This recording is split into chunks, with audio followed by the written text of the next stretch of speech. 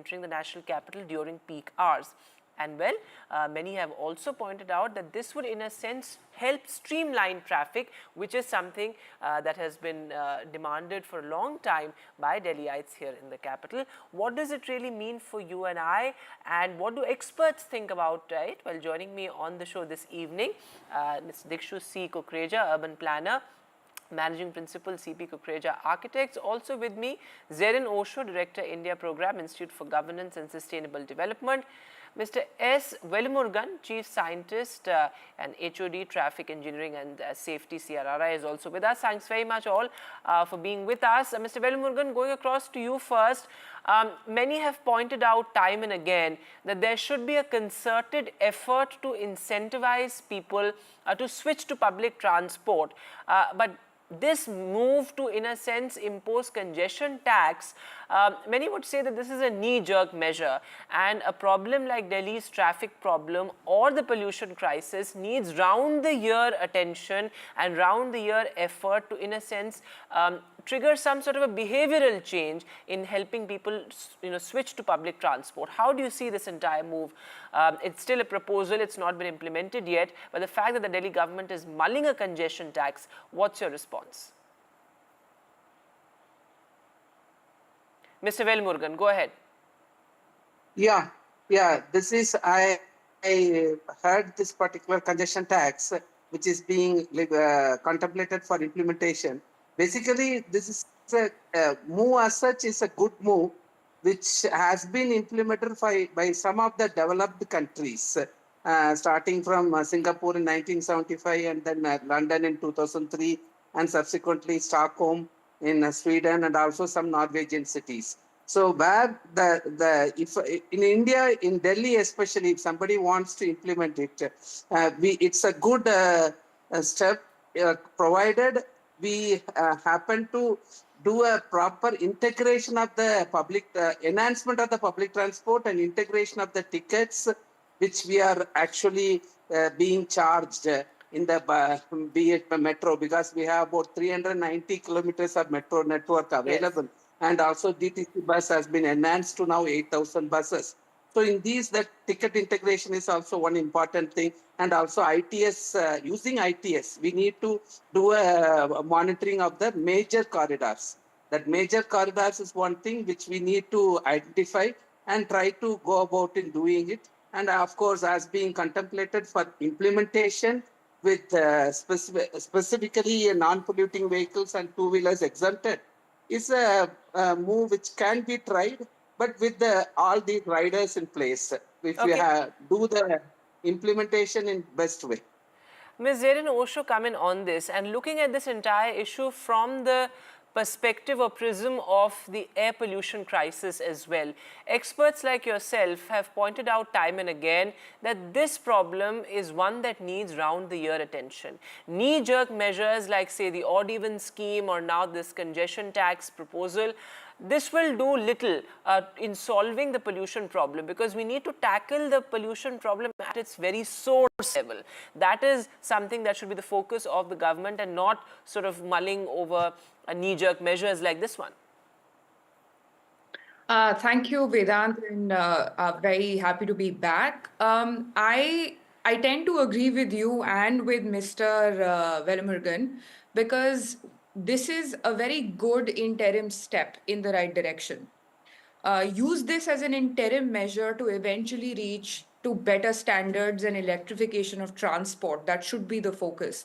Now, what's going to happen is, because we have seen this play out in several different, the West and the developed parts of the world, and I want to take the example of London City. Two concentric circles, the core central London being taxed at a higher rate compared to the outer circumference of central London. You now have seen longer term impacts of that policy. I think what will be critical for the government is to come across the price point, and determining the price point is going to be a very important measure in sort of making sure that the integration, as Mr. Velumurugan pointed out, is going to be critical. And then the second thing that I think the government should very seriously consider is the integration of two-wheelers. Two-wheelers are a significant part of the problem. and we still do not have 100% electrification or electric transport in the two-vehicle segment. That would be critical, integrating that. I think those are several important points you've made, because many a times it's also pointed out that making, say, metro ticket prices cheaper and sort of incentivizing people to switch to public transport, that is also important. But I think the point you're making, a good interim measure certainly. But Mr. Kukreja, come in on this point. Do you see this move in a sense significantly helping in streamlining traffic, particularly during peak hours? Because I mean, during the office hours, it's almost a nightmare to say travel from Delhi to the adjoining areas, and it's impossible for people to commute. I mean, it takes almost 2 to 3 hours if you want to go from Delhi to Gurgaon during the peak office hours. But you know, the larger question of streamlining the capital traffic, do you see this move significantly impacting that? So Vedant, thank you. And I'm going to give a different perspective from what the two other panelists have Sure. offered. Because I feel that, you know, if I will take a parallel of a human body. You have a terrible health problem and you're, let's say, bleeding, having internal bleeding. You go about putting band-aids from one part of the body to another. That's not going to solve the problem. Our city is becoming, Delhi is becoming increasingly unlivable, and we all realize that. And I personally think that these kind of measures, in the short term, yes, it appears, I'm only going to concede that it appears it could be a good solution, but frankly not. First of all, if you're comparing with the success of London, London's morphology and Delhi, they're two very differently planned cities. So I don't see the comparison being that appropriate. The second aspect is that, you know, on the one side in our thriving democracy, we offer freebies. We make unauthorized colonies authorized. We go about, you know, offering other freebies during elections. And then to a hardworking middle class, which a lot of majority is on fringe of a budget. They work on tight budgets monthly. You keep adding these kind of additional expenses. What are we trying to do here?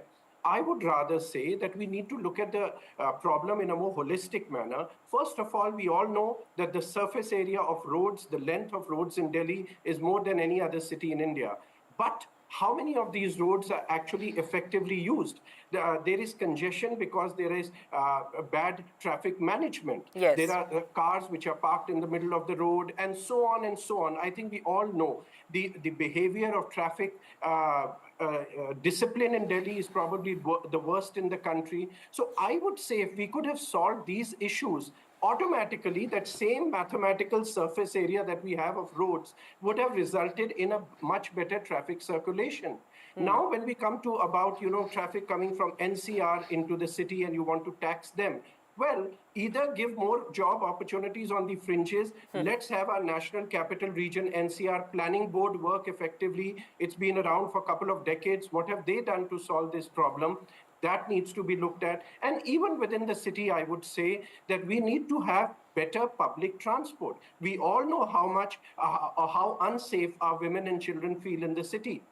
Sure. So I appreciate the Delhi Metro expanding its network, but the last mile connectivity is still not a successful measure implemented. If we can do that, why would somebody waste their money driving single to their office, one person driving in a car? They would love to take the public transport, but we need to improve our public transport. Absolutely. I think that's a critical point, and you've there. made several important points. And Ms. Osho, would you like to respond to what Mr. Kukreja said Yes. about emulating, you know, a model that, you know, that Western countries have adopted, given the fact that the entire geography, so to speak, as far as the capital is concerned, is very different, say, from a London or a Stockholm? No, absolutely. And Mr. Kukreja, while I agree with you that, you know, these are two different parts of the world that I'm comparing, India is very ambitious and wants to become a superpower. So if we are not able to solve for some basic challenges, and as I mentioned earlier, the challenges that you are pointing out and the solutions that you're pointing out to, they require a long time, a long period. We have seen what happened with the CAQM. We have seen what the Delhi's air pollution condition is, and this is just before Diwali. It's going to go worse from where it is currently. So while I fully agree with you that those are the things that need to be implemented on a longer scale, currently in the in the near term, if we can have a congestion tax, absolutely. And as far as the costing and the budgeting aspect that you're talking about, that's I fully agree with you. I think having the Delhi government work with experts and economists to figure out what is the right pricing, because we've also seen when the Motor Vehicles Act was revised for a higher amount of challan for speeding, jumping the red lights, there was a lot of pushback from the general public in Delhi and so on and so forth. But we've also seen that a higher price reduced that number of challan.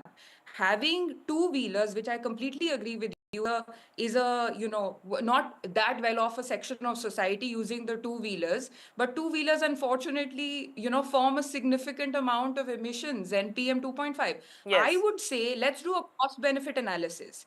Let's say we do the amount of money a family or a household is going to be spending on adding this extra tax to their monthly expenditure versus the hospital bills that are now emanating from children as young as 10 years old going to hospitals. In the interim, this is where we need to be. And yes, we don't have to follow what London has done. Absolutely not. But that is a good example for us to understand what were the economics that were involved.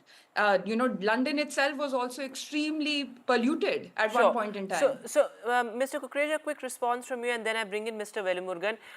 The point that Ms. Osho is also making, that this is an emergency that we're dealing with. It's a medical emergency, and we need whatever we can to, in a sense, curb the menace of pollution that we face on a yearly basis now.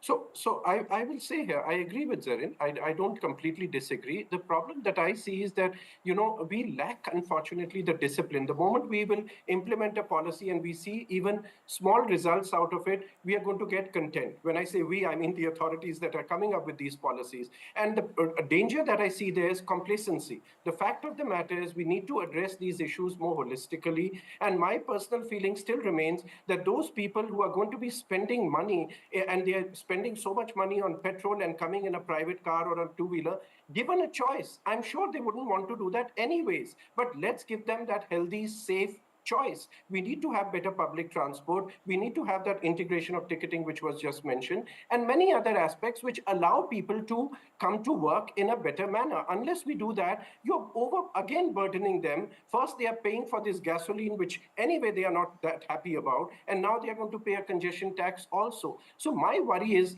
that, yes, it's a good solution, but if we take it as a permanent solution, then that's the sad part, which we often end up doing. The simpler thing for me would be increase the challans. When people are not disciplined, they are the ones who need to pay, not the poor middle class who is, unnecessarily being taxed more. Okay. Why have better traffic management of the roads? Why are cars just parked in the middle of the road, or, markets crowded in that manner? Let's provide parking infrastructure. Why are multi-level car parks lying empty and cars parked on the street, etc.? In fact, that larger issue of infrastructure and looking at our road infrastructure and planning, I think that's extremely important. And Mr.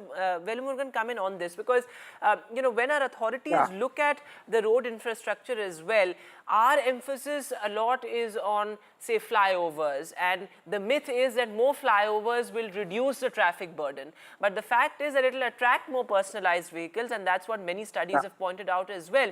So, would you say that our government needs to perhaps look at some sort of an overhaul in terms of understanding our road infrastructure, particularly in metro cities? Yeah, that is really an important issue which you flagged. Actually speaking, if you see Delhi's road network compared to the many of the metropolitan cities across the world, even including next to Tokyo, it is in terms of their road length, 33,000 kilometers of road length, and which includes actually many such about 1,800 kilometers of major road network. So what it provides is, it is giving you options for a commuter to have alternative routes, which is possible only in Delhi as compared to many other cities. Whether you go to Mumbai, Bangalore, you don't get that luxury. So considering that fact, we should not be only thing, as was pointed out by two our experts, it is a solution which has to be done with a lot of caution. At the same time, this kind of solution are expected to be implemented on certain corridors where there is a possibility of alternative routes are available. People can use it. And also integration of the other measures is very essential, including the parking, metered parking has to be there at that corridors where you are implementing, so that people will be discouraged from using their own vehicle. And if you have a good public transport made available, along with that thing, people, there will be some tendency for carpooling will happen. And that is one thing government is also contemplating, I'm told. So that is an important thing which need to be done. So you cannot say that after the fund collection, I will be doing the measures. You Sure. need to do some basic good improvement measures in the ground before going for congestion tax. I think that's an important point. And before I get to the pollution aspect also and bring in Zerin, quickly, Mr. Kukreja, on our public transport ecosystem, that's something that you briefly touched upon earlier as well. We need a relook at that as well, given the fact that many have also pointed out simple things like having paratransit, having more footpaths, plus of course making public transport more pro-people. I think that is also extremely important, and transforming in a sense that entire ecosystem to make sure there is lesser burden on the roads. Absolutely, Vedant. You've pointed out very good ideas there. And I would say that, this whole aspect of public transport needs to be looked at holistically. By the way, when we were talking about London implementing this congestion tax, what they in parallel did was they increased their bus fleet by a third. 33% increase in bus fleet, only then it worked very well. But yes, in terms of holistic public transport, I would say this integration of metro with what I've been saying since a long time, the last mile connectivity, that it should be easy for me to, let's say, ride a bicycle from my house to the metro station, park my bicycle there and take the metro almost to work, or again, use another cycle to get there. We need to have dedicated cycle tracks. We need to have other means of transport, the integration of buses and the ticketing, which was mentioned between buses and metro needs to be done. So there are many such aspects that need to be done. Why, I would just say that we introduced BRT. We took it as an inspiration from Bogota in Colombia. So I think that's an important point you're making, that this cannot be seen as an isolated measure. The infrastructure has to evolve with it as well. Zerin Osho, the last word to you quickly, because there is this sort of complete lack of understanding. Many would say that it's stubble burning that contributes the most to the pollution here in the national capital, and that you'll have these anti-smog guns and these smog towers, but they have little effect on curbing pollution, because we do not have that understanding that it's vehicular pollution also that contributes more than 25% to Delhi's pollution. So we need to tackle that at the source level, and that is what should be the priority of the Delhi government. Absolutely. And, what Mr. Kukreja is saying is absolutely where I am coming from. I'm in full agreement with him. I think what I'm trying to drive home, the point that I'm trying to drive home here is we are in the middle of a climate crisis. Yes. The air in Delhi is unbreathable. There are people, younger folks who are young parents, first-time parents, they are forced to leave Delhi and move to other cities around the country because they do not want their kids to be subjected to Delhi's air. These have long-term impacts on the growth of the national capital. In the interim, we need to have measures that slowly move the needle on all of these areas that would be ideal. The infrastructure development, having dedicated bicycle paths, last mile transportation, absolutely. But what needs to be done now is to cut hospital bills, is to cut the number of people that are leaving Delhi, and not just Delhi. This is true for all major cities in India. You cannot have your jobs be in places like Delhi, Mumbai, Bangalore, and the traffic not moving. I mean, and also there needs to be something said about cultural change. Yes. The time I travel in Bangalore, there is a higher acceptability of executives, CEOs wanting to go to work on a bicycle. You try that in Delhi. It's unacceptable. I don't know if anybody else has, but I personally do not have an example to cite when it comes to higher earning executives in big multinational companies or the government. But then again, that's also a lot to do with, of course, cultural change, yes, but how much of our infrastructure is actually supporting that sort of change? I think that's also important, isn't it, Zerin? Absolutely. Absolutely. I'm saying all of this goes hand in hand. Yes.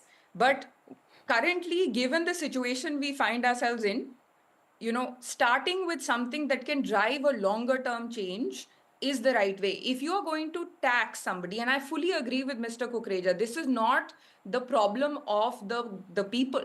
This is something that should have been thought out much before infrastructure was being developed. Yes. But currently, the situation we find ourselves in, this is a good interim step to take forward with the longer term intention of electrifying transport. I think that's a good note to perhaps end the discussion on, that it's a welcome interim measure, but we need to look at more long-term solutions, because this problem will not be solved with these isolated measures. Thanks very much, Mr. Kukreja, Mr. Velmurugan, and Zarin Osho for being with us on the show this evening. Thank you. Thank you very much. And well, before we slip into a break, we'll leave you with these visuals of the Dussehra celebrations coming in from across India.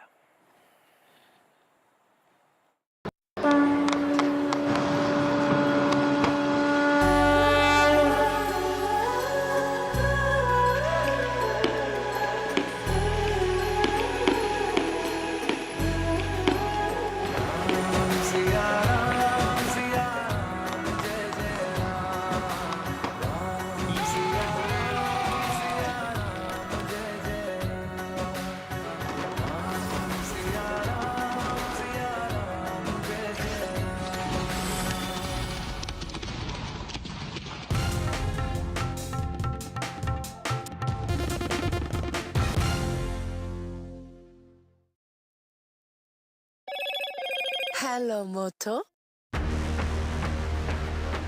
Motorola Edge 50 Pro, world's first AI-powered pro-grade camera.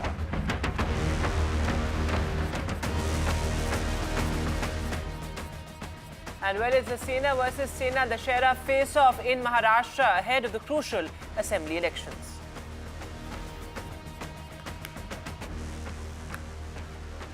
The Prime Minister participates in Delhi's iconic Ram Leela festivities. This as President Murmu was also present at the Ram Leela celebrations. RSS Chief Mohan Bhagwat calls for Hindu unity on Dussehra, setting the tone for the Maharashtra assembly elections. In Delhi, the government mulls on tax on vehicles in the peak office hours.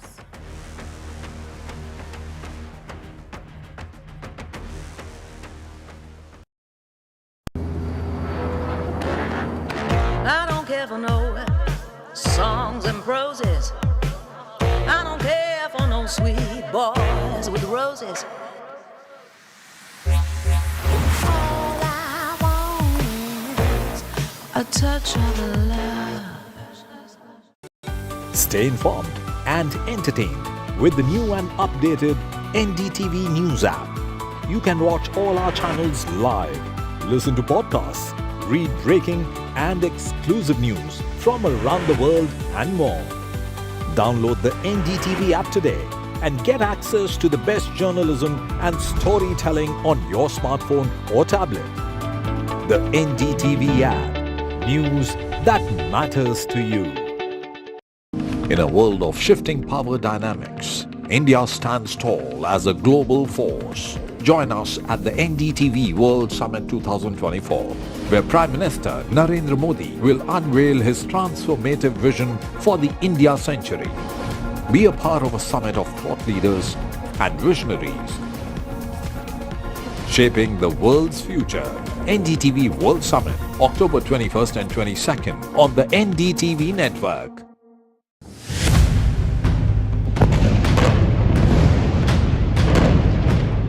Sorrow, injuries, displacement, and this is all what we are witnessing here in Lebanon's capital, Beirut. Civilians from the southern part of Lebanon who have been forced to leave their homes, not knowing what lies ahead for their future in Lebanon.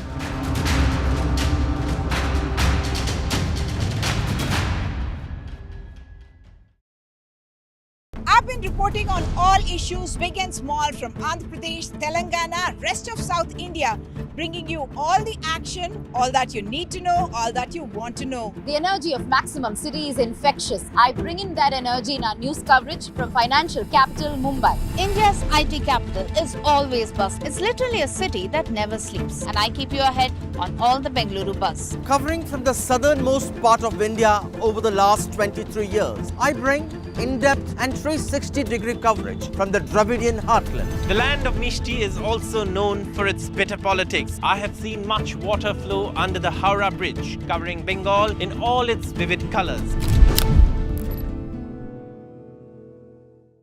New day, new show, a new experience. Start your day with the news, not views. We bring you stories that matter And impact your life. News that informs and keeps you ahead. From Maximum City, Mumbai, To the seat of power, Delhi. NDTV brings you the best breakfast show. Breakfast news on NDTV. 8 a.m. every day. Stay informed and entertained with the new and updated NDTV News app. You can watch all our channels live, listen to podcasts, read breaking and exclusive news from around the world and more. Download the NDTV app today and get access to the best journalism and storytelling on your smartphone or tablet. The NDTV app. News that matters to you. In a world of shifting power dynamics, India stands tall as a global force. Join us at the NDTV World Summit 2024, where Prime Minister Narendra Modi will unveil his transformative vision for the India century. Be a part of a summit of thought leaders and visionaries, shaping the world's future. NDTV World Summit, October 21st and 22nd on the NDTV network.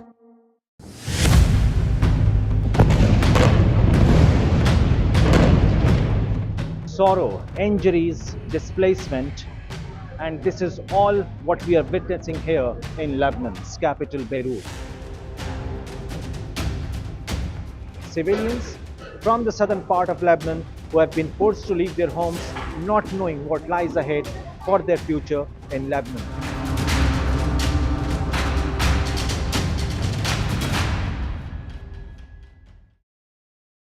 I've been reporting on all issues big and small from Andhra Pradesh, Telangana, rest of South India, bringing you all the action, all that you need to know, all that you want to know. The energy of Maximum City is infectious. I bring in that energy in our news coverage from financial capital Mumbai. India's IT capital is always buzz. It's literally a city that never sleeps. And I keep you ahead on all the Bengaluru buzz. Covering from the southernmost part of India over the last 23 years, I bring in-depth and 360-degree coverage from the Dravidian heartland. The land of Mishti is also known for its bitter politics. I have seen much water flow under the Howrah Bridge, covering Bengal in all its vivid colors. New day, new show, a new experience. Start your day with the news, not views. We bring you stories that matter And impact your life. News that informs and keeps you ahead. From Maximum City, Mumbai, To the seat of power, Delhi. NDTV brings you the best breakfast show. Breakfast news on NDTV. Hello, Moto. Motorola Edge 50 Pro, world's first AI-powered pro-grade camera.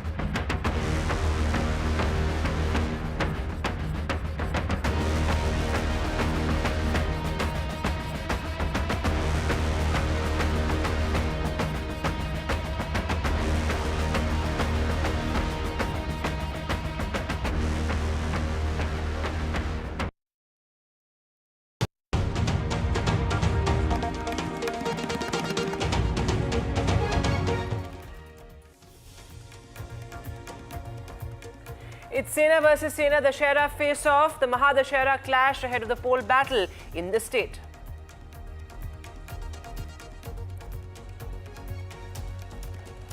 Prime Minister Modi participates in Delhi's iconic Ram Leela festivities. India's tallest Ravan effigy revealed at the Ram Leela Maidan. RSS chief calls for Hindu unity. Mohan Bhagwat echoes Modi's Hindu unity pitch. He says Hindus must stay united. Being weak is a crime.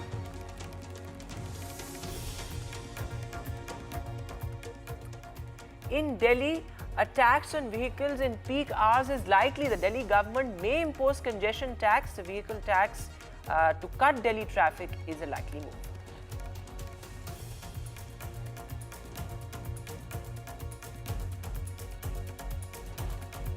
Hello and welcome. You're watching Left, Right and Centre, the weekend edition. I'm Vedant Agarwal. Well, our big focus on the show this evening. In his Dussehra address, the RSS chief seems to have set the BJP's poll agenda for the crucial Maharashtra elections, reiterating what the Prime Minister said just days ago in Mumbai. Well, Mohan Bhagwat has called for Hindu unity, positioning the saffron fold in clear opposition to the India bloc's caste census pitch. With Hindutva back in the focus as the BJP's core ideology and the pitch for consolidation of all castes under one Hindu umbrella, the party is back to appealing to its principal vote bank. This, as a chorus for the caste census grows within the opposition camp. On Left, Right and Centre tonight, we ask, with the return of the Hindutva politics, can the pitch for a cohesive Hindu bloc dent the opposition's caste card? Before I introduce my panel this evening, let's quickly take a look at what Mohan Bhagwat in fact had to say and the Congress's chief's reaction. Well, the Congress says that the RSS supports a party that believes in disunity. आवश्यकता है मदद की विश्व भर के हिंदुओं की भारत के सरकार की सहायता उनको मिले ये उनकी आवश्यकता है कि दुर्बल रहना अपराध है हम अगर दुर्बल है असंगठित है तो उसका मतलब हम अत्याचार को निमंत्रण दे रहे हैं निमित्त कुछ नहीं चाहिए हम दुर्बल है ये निमित्त पर्याप्त है और इसलिए जहां कहीं भी हम हैं वहां संगठित रहना सशक्त रहना ये करने वाले ही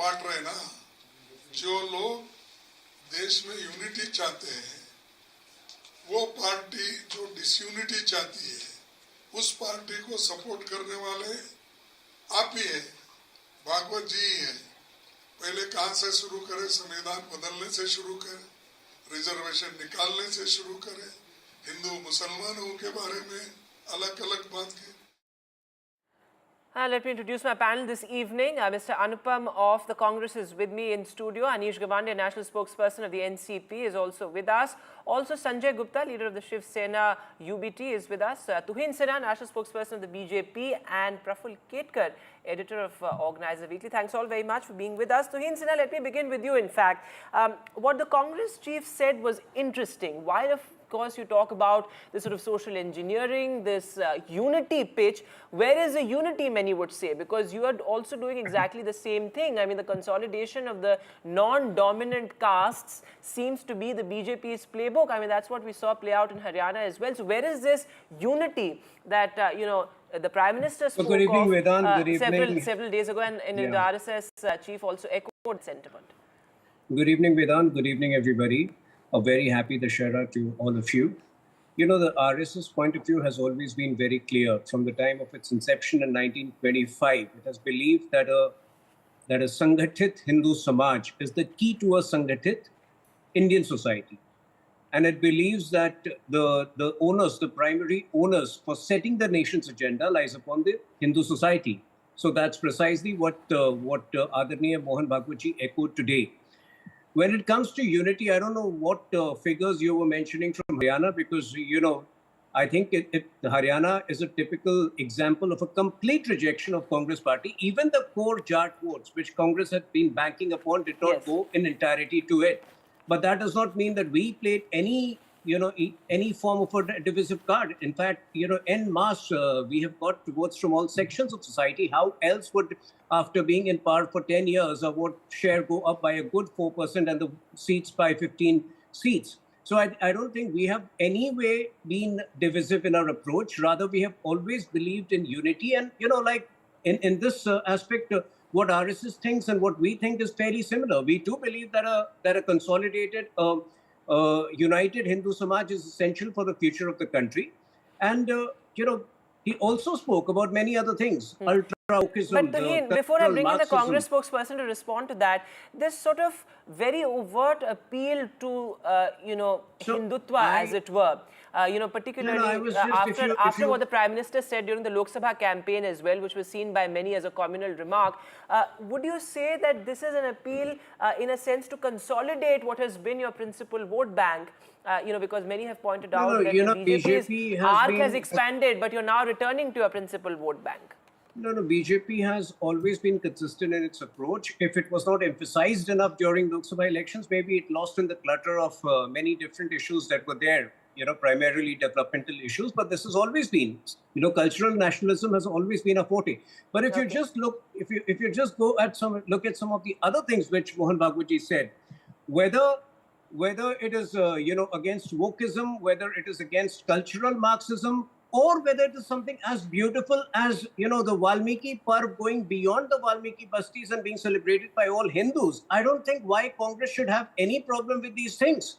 The Congress today is fundamentally, by showing its aversion, by showing its hatred for RSS, it shows its hatred for nation building. Let me get Anupam to respond to that, because before we come to the caste consolidation aspect and whether that will sort of yield political dividends, because that hasn't been the case in Haryana, but what the point that Tuhin is making about this sort of the politics of appeasement, which has been long discussed, and that has been a charge against your party, and this sort of pussyfooting around issues, as many would say, as Tuhin is also pointing out. How do you respond to that? So, Vedanta, first of all, a very happy Vijay Dashmi to you and all your and everyone on the panel.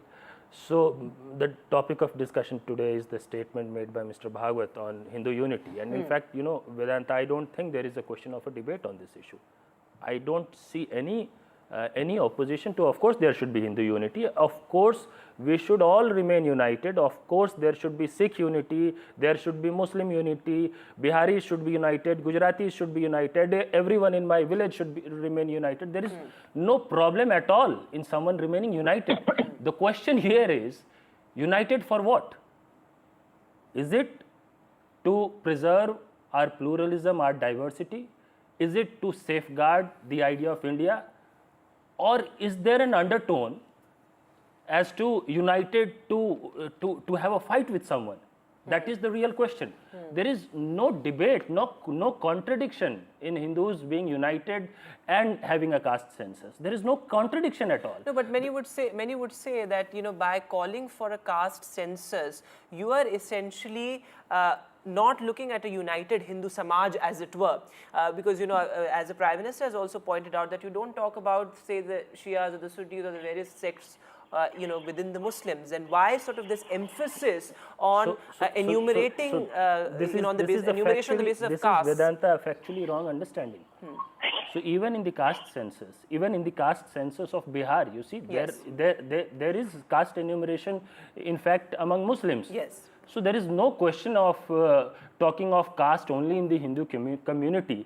And as far as the official formal position of BJP goes, you should ask the BJP spokesperson, are they against caste census or are they for caste census? In case, if they are for caste census, then there is no debate at all. It is good, very welcome. They are on our agenda. We want caste census in the country, and I hope RSS as well as the BJP is also on that same line. There is no question of a debate. As far as unity is concerned, we are for Hindu unity. We are for your quick response to that, and then I'll bring in my other guests. Yes. Well, not only the BJP, even the RSS has made its stand on the caste census very clear. We don't believe there should be any politics over it. In principle, we are in favor of it, but we are against the Congress chicanery on the issue. We are against the Congress deceptiveness on the issue.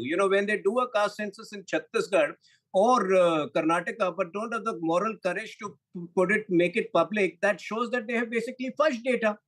you need to remember that in the 2011 caste survey, there were 8.19 crore errors, and 1.5 crore out of those errors still remain unaddressed. That is one of the reasons why caste census have been delayed. But in principle, we have never opposed it. I think the Congress should know this. You are not opposing caste So census. Tuhin's point essentially is that it's only for logistical reasons, perhaps administrative reasons, Of course, that can be why corrected. caste census So is it is being not. delayed. And in So there is principle, the there is BJP no is in not principle opposition. It's a No, very but we welcome have thing. Though, of course, I the want entire this the entire official position argument of the to BJP the entire spokesperson argument to go. to him that the Congress is opposed to Hindu unity sort of stems from the idea that you are opposing caste census. Anyway, let me also bring in Anish Gawande of the NCP, who is joining us at this point as well. Anish, how do you look at this entire caste conundrum, the issue of identity, which certainly has taken center stage when it comes to Maharashtra? I mean, what we saw in Haryana, many have drawn very many parallels between Haryana and Maharashtra as well in terms of the caste arithmetic, in terms of the issue of identity. We of course have seen the Maratha quota reservation issue is far from over, but many could also say that the non-Marathas may rally behind the BJP like the non-Jats did in Haryana. Vedant, firstly, thank you for having me on your show. It's lovely to be here for the first time, and to everyone, a very happy Vijayadashmi. I think the question that was raised by the Congress panelist before me is incredibly important. That is the call for Hindu unity one of inclusion or exclusion. In Maharashtra, you are seeing the sort of BJP on the back foot because it is unable to provide justice to various communities that come under the Hindu fold. For months now, Dhangar communities have been protesting across the state. You in fact had one of their own government ministers, Narhari Zirwal, jump from the assembly in a stunt into a net to sort of protest against the lack of Dhangar reservation. And this Dhangar community is the same one that Ahilyabai Holkar belongs to, who Mohan Bhagwat ji referred to several times in his speech today, and whose 300th birth anniversary it is today. So when this call for Hindu unity arises, is it only a smokescreen? Is Hindu-Muslim sort of is the Hindu-Muslim debate only remembered when the BJP has no other issues to talk about? Is this sort of call for Hindu unity one that washes over their track record on inflation, corruption, and unemployment? These are the difficult questions to ask today. And when you ask about non-Maratha consolidation, let me remind you that the opposition has been consistent that there are 5 communities that need justice in Maharashtra today. Dhangar, Muslim, Maratha, Lingayat, and Bhatkya NDTV. So we have consistently been raising this question of unity, of justice for various communities, but there's only been a smokescreen offered in response. I think there needs to be a real answer. Yes. Tuhin Sinha, come in on this point because these are fair points. If you look at what happened in the Lok Sabha polls as well, the Prime Minister made that rather distasteful Mangal Sutra remark multiple times over in the Hindi heartland, and it clearly backfired. Many would say that the people of courts, the states that have been extremely critical to the BJP, whether it's Uttar Pradesh or Maharashtra, have rejected this idea of a sort of Hindu unity, and Hindu unity for what really? I mean, if the BJP pitching itself the Prime Minister as a sort of a party of the Hindus against perhaps so-called secular forces, this idea has been rejected by the electorate, many would say. First, just to correct you, the Prime Minister made the reference only once, and that too when on umpteen occasions Rahul Gandhi would call for an X-ray of wealth. So that remark was made twice at least, I remember. Just to ask him for, that was used as an analogy basically to make Rahul Gandhi explain what he really meant by a wealth X-ray. But anyway, there are other speakers also. I'll just make a brief point. We only have a problem with the caste obsessiveness of Rahul Gandhi, where he does not even spare the Agniveer scheme, and he makes absurd remarks like, the officers would be made, people from higher caste would be made officers, and those from the lower caste would be made Agniveers, and he was reprimanded by the Election Commission because these were made right in the middle of elections. We have a problem with him, desperately trying to divide Miss India contestants with his caste obsessiveness. And if we go If we go ahead with such a logic, tomorrow you will be expected to, find out the caste of your friend, a potential friend, before accepting him as your friend. And this is what divides the Hindu society. We have a problem with this madness, this obsessiveness. But I repeat, we have never opposed a caste survey for healthy reasons. I think I'll get the Congress spokesperson to respond to that. But Sanjay Gupta is also with us, leader of the Shiv Sena UBT. Sanjay ji, एक बात बताइए, कई लोग ये भी कहेंगे कि महाराष्ट्र हो चाहे हिंदी हार्टलैंड की कोई भी पार्टी हो, एक सॉफ्ट हिंदुत्व कार्ड तो सब खेलते हैं. आपकी पार्टी में भी बहुत लोगों का, आपके critics and the naysayers would say that you have also time and again played the soft Hindutva card. In fact, your party, many would say, was a much more hardliner Hindutva party, in the years of its inception and the years that followed, even more so than the BJP. देखिए, हमारे हिंदुत्व पर सवाल उठाने वाले तो BJP के लोग हैं जिनके साथ अब हमारा गठबंधन नहीं रहा. लेकिन अगर हम मुद्दों की बात, तो क्या हमने राम मंदिर के मुद्दे को छोड़ा? क्या हमने धारा 370 के मुद्दे को छोड़ा? क्या हमने किसी और कांग्रेस के साथ गठबंधन होने के बावजूद भी क्या हमने वीर सावरकर जी के खिलाफ बोलना शुरू किया? हमने उनका समर्थन ही किया है. और ये बटेंगे तो कटेंगे. और जिस तरह से अभी मोहन भागवत जी ने जो चिंता व्यक्त की है, वो बिल्कुल सही चिंता व्यक्त किया. और योगी जी ने भी बिल्कुल सही चिंता व्यक्त किया है. बीजेपी को ये देखने की जरूरत है कि किस तरह से अब वो अपने संगठन को ठीक रखें. क्योंकि जिस तरह से बीजेपी अध्यक्ष जेपी नड्डा जी ने कहा कि अब हमें आरएसएस की जरूरत नहीं है, जिस तरह से बीजेपी में आज योगी जी को साइडलाइन करने की कोशिश की जाती है, तो ये बटना और कटना तो इनको अपनी पार्टी को ठीक करना है. और ये देश तो लोकतांत्रिक है और हिंदू राष्ट्र ही है, क्योंकि इस देश के अंदर लोकतांत्रिक प्रक्रिया है और हिंदू बहुल है हमारे देश के अंदर. और हिंदू ये डिसाइड करते हैं कि किस पॉलिटिकल पार्टी की सरकार रहेगी. तो मौखिक रूप से उस चीज को कहना और ना कहना, इससे कोई फर्क नहीं पड़ता. हमारा देश हिंदू राष्ट्र ही है और बटने और कटने की चिंता बीजेपी अपनी पार्टी में करे. और हमारे हिंदुत्व पर, अगर हमें हिंदुत्व पर रहना है तो हम हिंदुत्व पे हैं. अगर हम हिंदुत्व पे नहीं रहेंगे तो हम बोल देंगे. It's factually incorrect to say that we are a Hindu Rashtra. But Anish, I see you are smiling. Would you like to respond to what your ally is saying here? No, I think the Shiv Sena spokesperson here is very intelligent because he's countering the BJP using the language they understand. See, Vedant, today the BJP is confused. No, but isn't that the charge, Anish, against you guys as well? That, you also play the soft Hindutva card when you fall. Okay, yes, go ahead. Yeah. No, because I think the reality is you saw the Prime Minister had to resort to that Mangal Sutra comment when they did not know how to counter the groundswell of public sort of opinion against them in Maharashtra. Today, the same thing is happening once again. Nitesh Rane is making statements left, right and center in the state. There are BJP sort of members creating this sort of Hindu-Muslim divide. They don't know what else to turn to. And so the only way to answer them is by saying, "Ha, Baba, chalo, karo tum Hindu." Today is Vijayadashmi. There have been like 4 Dashera rallies today. I'm sure all of you have covered them. What is the narrative of Hindu Khatre mein hai? What is this narrative of cultural Marxist, wokist? These are statements that are being thrown around that people are laughing at. And like the Shiv Sena spokesperson, I think we've also started laughing at them because you can't take them seriously. Because the voters have rejected them. And now the people of India will reject them as well. Because it's simply absurd to call for these grand notions of Hindu unity when there's no threat to Hindu unity anywhere. This is an imagined threat for an imagined problem when there are hundreds of real challenges facing this country, facing Maharashtra, that the people of the state have voted for in the Lok Sabha elections and will vote for in the Vidhan Sabha elections. Tuheen, a quick response to that, and then I get in the... No, the opposition is laughing after the Haryana defeat. Good luck to them. They don't have a pulse of the people, and that's why they lost Haryana, a state which they were supposed to win. But anyway, I think it is the Congress party which should explain the Uddhav Sena's remark that India is a Hindu Rashtra. Yes. The Congress party is fine with it. Why should it go about, with its balkanization attempts?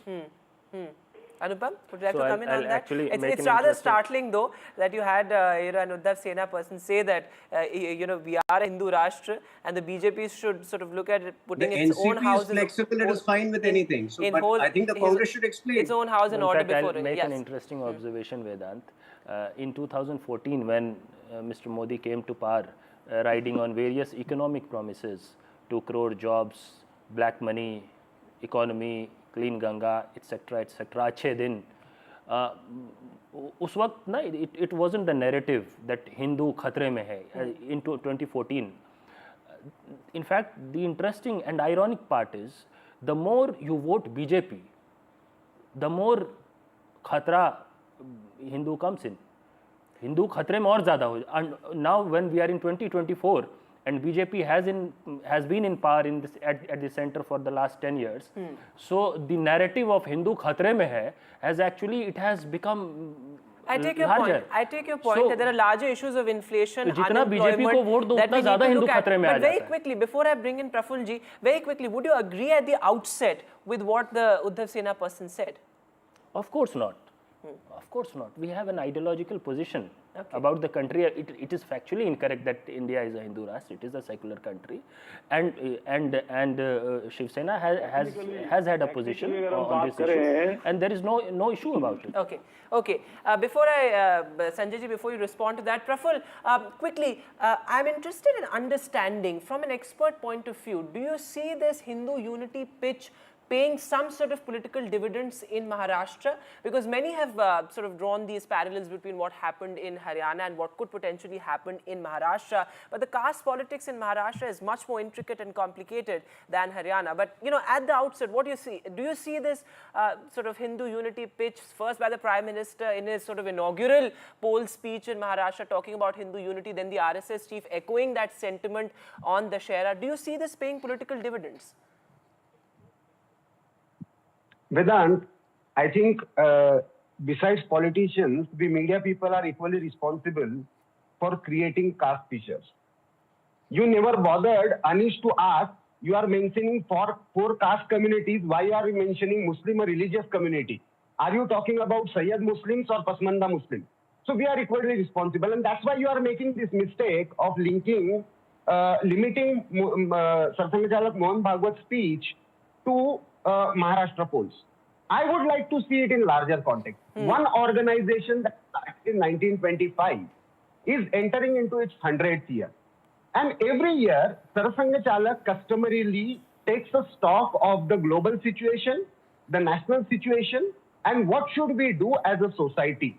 So if you are seeing it just as a Hindu society in political terms, you are making a big mistake, because there is a larger message for everybody. Every community, every political party. He never even mentioned in this. He started by saying the individual and national character. Then he talked about the global mission. I'm really surprised. A person like Anish Gawande is laughing at the issues of cultural Marxism and wokeism. But these are the real issues that are being talked even in the West. And what he was basically talking, what is the point, have you ever discussed why Mr. Gandhi, Rahul Gandhi, going to South India and talking against the North Indians? He's fighting in both the sides. So linguistic, caste-based, isn't it a fact that in last, just a month and a half back, there have been 29 attacks on Ganesh festival procession. Isn't it a fact that in Bangladesh, Hindus have been attacked consistently since 1947, and the numbers have dwindled from 30% to around 7-8%. So he just spoke about the facts. So it is not about what he said that we should be careful. There will be politics, there will be political interest. But beyond that, we should learn to celebrate festivals together. We should go beyond, and he didn't even mention what he said, virtuous strength. Yes. Virtuous strength of an organized society is a guarantee for peace and development. What is wrong in this? What is wrong in this? You are reading it largely as perhaps an apolitical speech. Problem? No, not just apolitical. Limiting RSS point of view to politics itself is problematic for me, simply because once it was asked to Mr. Mohan Bhagwat, why don't you send your give pracharak to other political parties, and he said so that's an interesting point of view as well. But Anish, come in on this, because I think the point Prafulji made about social engineering, aren't all parties equally guilty, in sort of relying heavily on this sort of social engineering? I mean, what happened with Baba Siddiqui, of course, we saw he joined Ajit Pawar's NCP, and of course, whether it's ticket distribution, whether it's setting the larger poll narrative, all parties are equally guilty of looking at Hindus, say, as a coalition of castes and Muslim as sort of a religious entity. That is sort of a fundamental mistake, as Prafulji pointed out. At the very outset, I'd like to say that I take your point, Prafulji, and you're a very senior journalist, and so I take what you say with great sort of consideration. What you've pointed out, Vedant, is the reality of society as it stands today, right? I think in the sort of RSS chief's statement, there was a veiled critique of the government of the day as well. That if you have to see the Vijayadashmi speech as just a sort of cultural one and not a political one, you have to ignore the ground realities that we have just come out of a Lok Sabha election and are heading into a Vidhan Sabha election. So most certainly this was a political speech and has political ramifications. On the question of why these are sort of subcategorizations that get seen with a Hindu identity and don't get seen with a Muslim identity, there's a history to this. There's a sort of series of commissions that have sat on this to argue for the social and economic backwardness of Muslims that have presented reports to the effect that have been taken into consideration while deciding on things like Muslim reservation. The BJP's own alliance partner, Chandrababu Naidu, has this in his state. So they have such a large problem with our party doing this in Maharashtra. They should ask questions of their own alliance partners. These are longer historical trends. To trivialize them and say, oh, you're doing caste here, but you're not doing religion there, and you're doing Muslim here, but you're doing XYZ here. These are not things that have come up in the last 5 years. These are long-standing demands that have been carefully considered, that have gone through processes of judicial and administrative review, and have come up before a government by citizens. Supriya Dai has always been saying that you need to have a comprehensive overview of all reservations that exist and various demands pending by communities across the country. Okay. The reality is that governments have failed to do this. Prafulji, last 20 seconds to you. I'm afraid I'm completely running out of time. Go ahead. Yeah, Anish, unfortunately, the same comprehensive review argument was made by Mr. Mohan Bhagwat, and it was an interview to me. And you completely played it around that RSS wants to take it back. That is, again, the politics apart. You are making a factually wrong statement that there is, again, the reservation to Muslims is for Muslim OBC. Okay. It is not a community-based. All religious reservations constitutionally didn't stand in the argument, and therefore the caste-based reservation has been created. So don't make these such arguments. But the point is, Mr. Sharad there are various ways of looking at it. So I wouldn't say it's a factually wrong statement there. But thanks very much, gentlemen. We'll have to wrap it up there. Given the fact that this is, of course, something it's a complex debate. Of course, caste and identity, they have taken center stage, and they have been at the center stage as far as our election discourse is concerned for years now. That is, unfortunately, the travesty of Indian elections. But it is certainly going to be interesting to see how this plays out in Maharashtra, whether there's going to be a repeat of what happened in Haryana and Maharashtra. Many would point out there are many differences, but the poll bugle has been sounded in Maharashtra, and it's going to be an interesting few weeks ahead. That's all the time that we have on Left, Right and Centre this evening. Thanks so much for watching. Good night.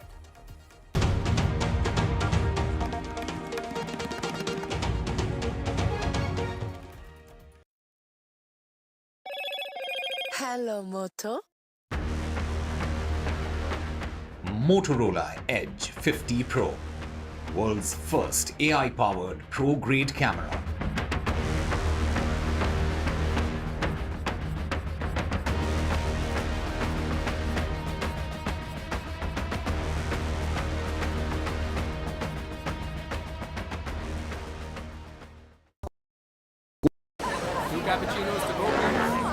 I don't care for no songs and proses. I don't care for no sweet boys with roses.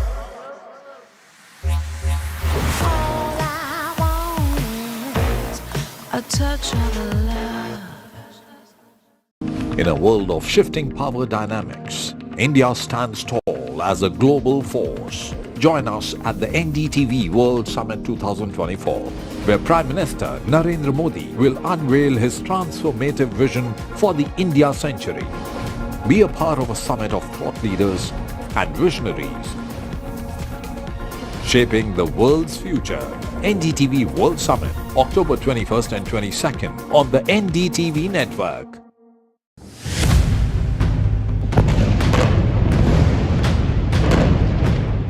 Sorrow, injuries, displacement, and this is all what we are witnessing here in Lebanon's capital, Beirut.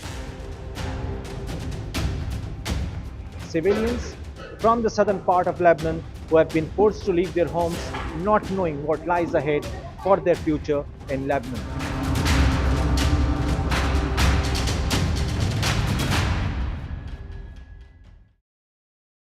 I don't care for no songs and proses. I don't care for no sweet boys with roses. I'm too busy, baby, making plans on how to get me one of them manly men. All I want is a touch of love. New day, new show, a new experience. Start your day with the news, not views. We bring you stories that matter and impact your life. News that informs and keeps you ahead. From Maximum City, Mumbai, to the seat of power, Delhi, NDTV brings you the best breakfast show. Breakfast news on NDTV, 8 a.m. every day.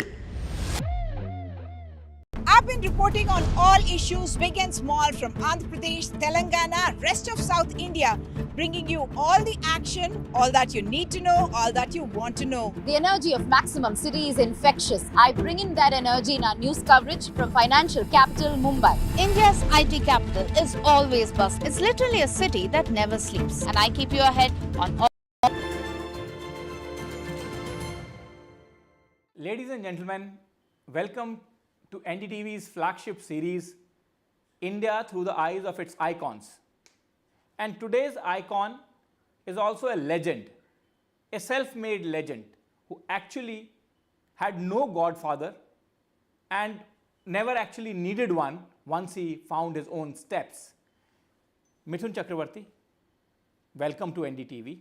Thank you very much for sparing time. Thank you so much. So thank you so much for speaking to NDTV. Let me begin by asking you, how do legends like you define success? आपके लिए success का मतलब क्या है? I think any success that matter, any history that matter. Without pain, there is no history. Without pain, there is no success. To me, I've gone through hell. So today, after getting this award, I think that God has summed up.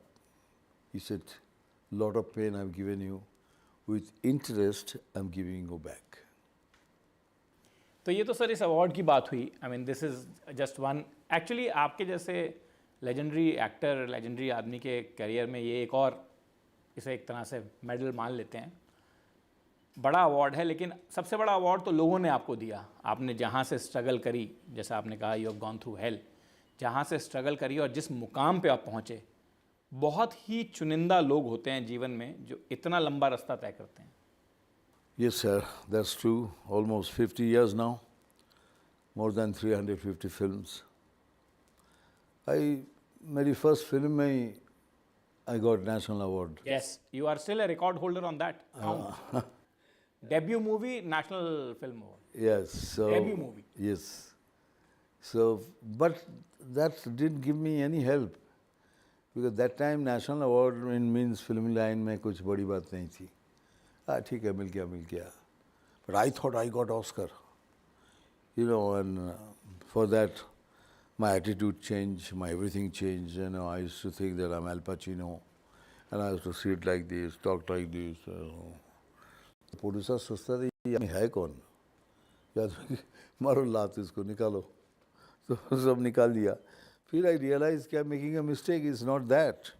So then the struggle begins again to get some foothold in the commercial cinemas. Then by chance, destiny, Mr. Chinnappa Devar came and he offered me a film, female-based, Rameshwari Talluri as the heroine, Mera Rakshak, where the goat was actually hero.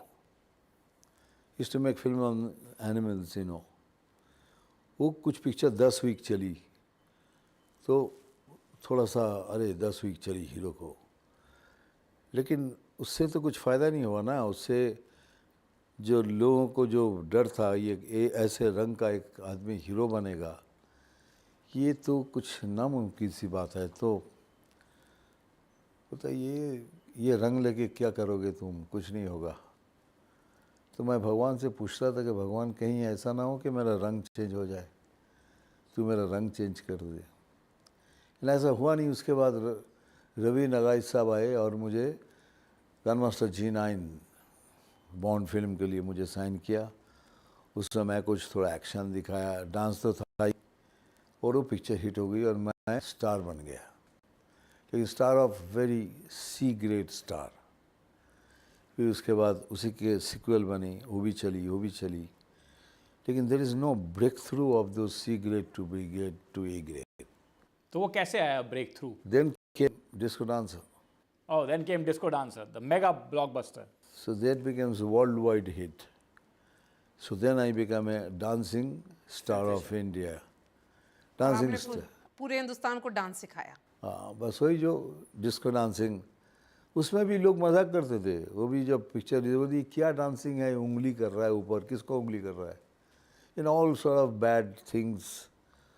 And first week में तो picture ने बोल दिया flop, पर second week से जो picture पकड़ी तो फिर 1 साल तक चली थी हैदराबाद में नॉन स्टॉप।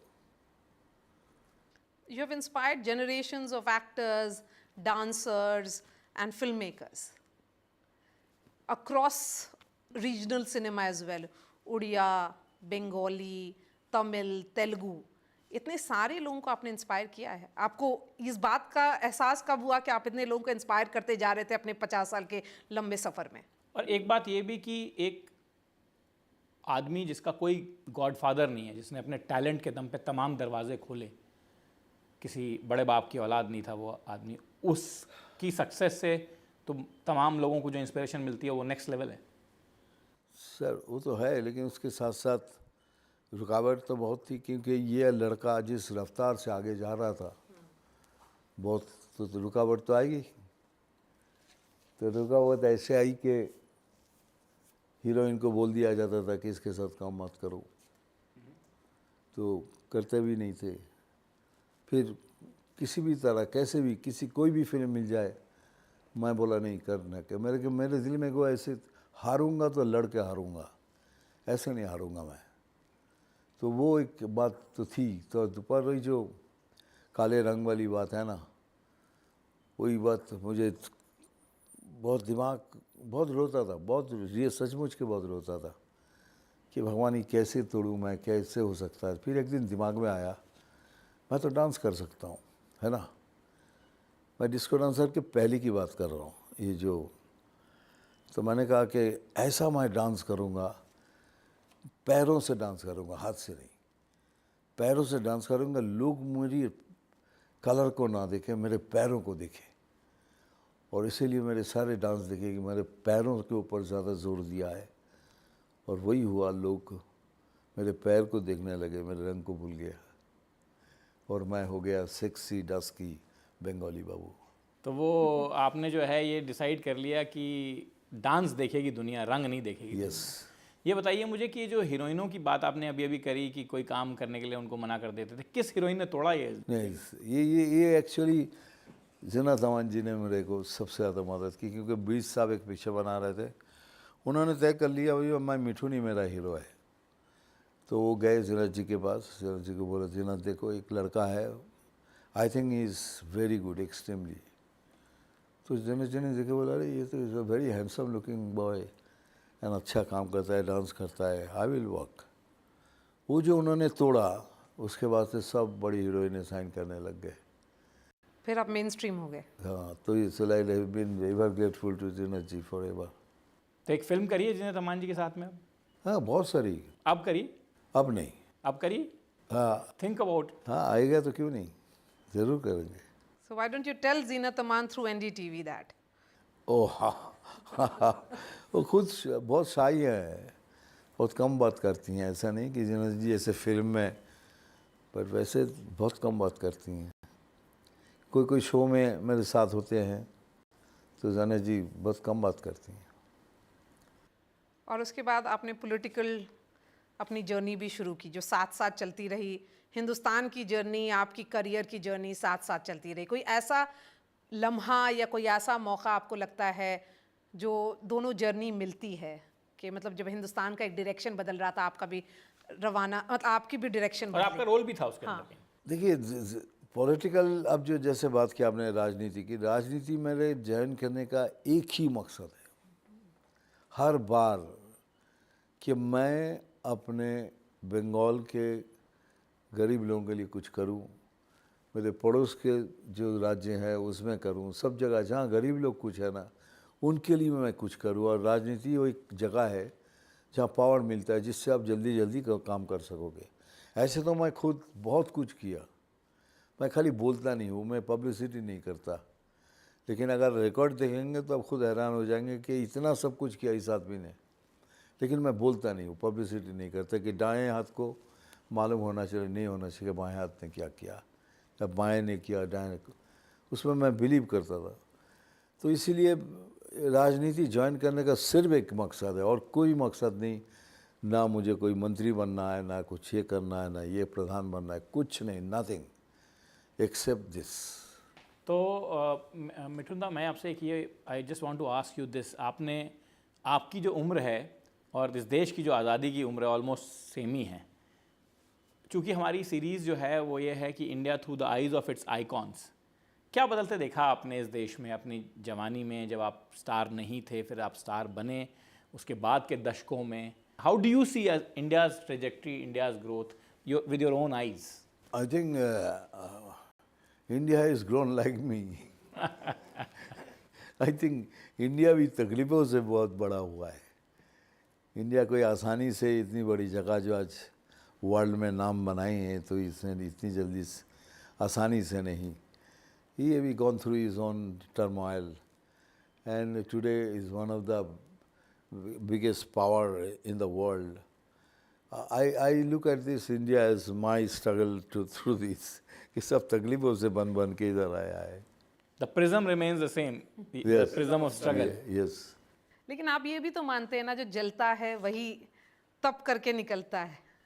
हाँ, बट पूरा जलना नहीं चाहिए, पूरा जल के तो खाक हो जाएंगे। जलना उतना ही है जितना तापमान आपको बर्दाश्त करने के लायक बनाए।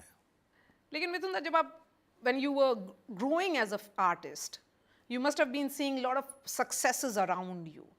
तो उस वक्त आपको लगता था कि मैं इसकी तरह बनता, या आपने ये सोच लिया था मिथुन चक्रवर्ती रहेंगे? नहीं, ऐसा नहीं, मैं भी सोचता था। मुझे याद है अभी भी, मैं एक दिन रास्ते से जा रहा था महालक्ष्मी में, तो उसका एक पेट्रोल पंप, उसके ऊपर एक पोस्टर लगता था, तो मैं देखा ऋषि कपूर, नीतू सिंह जी उसकी फ़ोटो लगी है, तो मैं सोचता था एक दिन क्या आएगा कि मेरा फ़ोटो भी ऐसा लगेगा। फिर एक दिन आया, एक हमारा संसार पिक्चर बनाई, तो उसका मेरा हेड इतना बड़ा फ़ोटो एज ए हीरो आया। इंस्पायरिंग में तो था ही, क्योंकि मैं जिनके भी सक्सेस देखूं तो लगता था कि मुझे भी थोड़ा बहुत मिल जाता तो क्या ख़राबी होती। तो थोड़ा पैसा मिलता, एक घर बना लेता, माँ बाप को वो लेके आता, घर में रखता। और एक दिन आया टाइम कि घर लिया, माँ बाप को बुलाया कलकत्ता से इधर, सबको रखा एक साथ। और महालक्ष्मी के सामने जो फेमस स्टूडियो है उसमें एक्टिंग भी की होगी आपने फिर उसके बाद? हाँ, बहुत की, लेकिन थक भी जाता था क्योंकि काफ़ी लंबा था ना, साइंस से लेके महालक्ष्मी तक आना, श्री साउंड स्टूडियो जाना पैदल, क्योंकि एक टाइम का ही भाड़ा किसी तरह बचाता था बस का, तो एक टाइम तो आपको चलना ही पड़ता था। सायन से महालक्ष्मी, सायन से श्री साउंड स्टूडियो, और सायन से महालक्ष्मी में एक टाइम का भाड़ा, फिर ट्रेन में चढ़ के आधा माटुंगा आना, फिर वहाँ से भी चलना। और उस स्ट्रगल के दिन क्या कोई साथी जिसको आप याद रखते हैं? देखिए, दो आदमी तो मुझे याद ही है। एक है गौतम गुहा, जिन्होंने मुझे रास्ते से उठाया, वो दुलाल गुहा साहब डायरेक्टर के बेटे थे। और विक्रम बंगेरा जिन्होंने मुझे माटों का जिमखाना में मेंबरशिप दिलाया था, क्योंकि मुझे सोने की जगह नहीं थी, नहाने की जगह नहीं थी, तो किसी के छत पे सो गया। फिर विजय एक हॉस्टल था, तो एक दोस्त ने कहा तू 12 बजे के बाद आना और 4 बजे निकल जाना। तो 4 बजे निकलने के बाद वो जिम खाने के सामने खड़ा होता, जिम खाना खोलता था, वहाँ बाथरूम करता, दांत वाँत साफ कर, नहा के फिर रास्ते में। ये 2 आदमी तो ज़िंदगी में कभी मैं भूल ही नहीं सकता। आपकी जो एक्ट्रेसेस हैं उसमें कोई आइकॉनिक एक्ट्रेस जिनके साथ आपका इक्वेशन और रोल बहुत आपको आप रखते हैं? देखिए, मैं सबके साथ ही एक दोस्ती का हाथ बढ़ा के ही चलता था, क्योंकि जो छोटे होते थे उनको मैं समझता था कि डर रही है, क्योंकि इतना बड़ा स्टार सामने खड़ा हुआ है, तो ज़्यादा दोस्ती करके सब उनके अंदर के इनोवेशन सब निकाल देता था दोस्ती करके, ताकि वो मेरे साथ इजी हो जाए, सब डांस करना। तो ये सब I never been unfriendly to anyone, so no chance. Disco Dancer changed your life, and in so many ways it changed Bollywood also, because it was a movie which for the first time dance described everything, dance took the center stage. So how do you see Disco Dancer as? क्या याद है आपकी Disco Dancer की सबसे? वो भी तकलीफ, कि बी सुभाष जी ने बहुत तकलीफ से फिल्म बनाई हो, पर B Subhash ji has a tremendous sense of music. वो गाने का उनके सेंस बहुत ज़बरदस्त था, और बापी दाने में मदद की थी। एंड फिर माई डांसिंग भी, क्योंकि मैं खुद डांस करके वीडियो में टेप करके सुभाष जी को दिखाता था कि सुभाष जी ये करना, तो सुभाष जी बोलते येस यू डू दिस।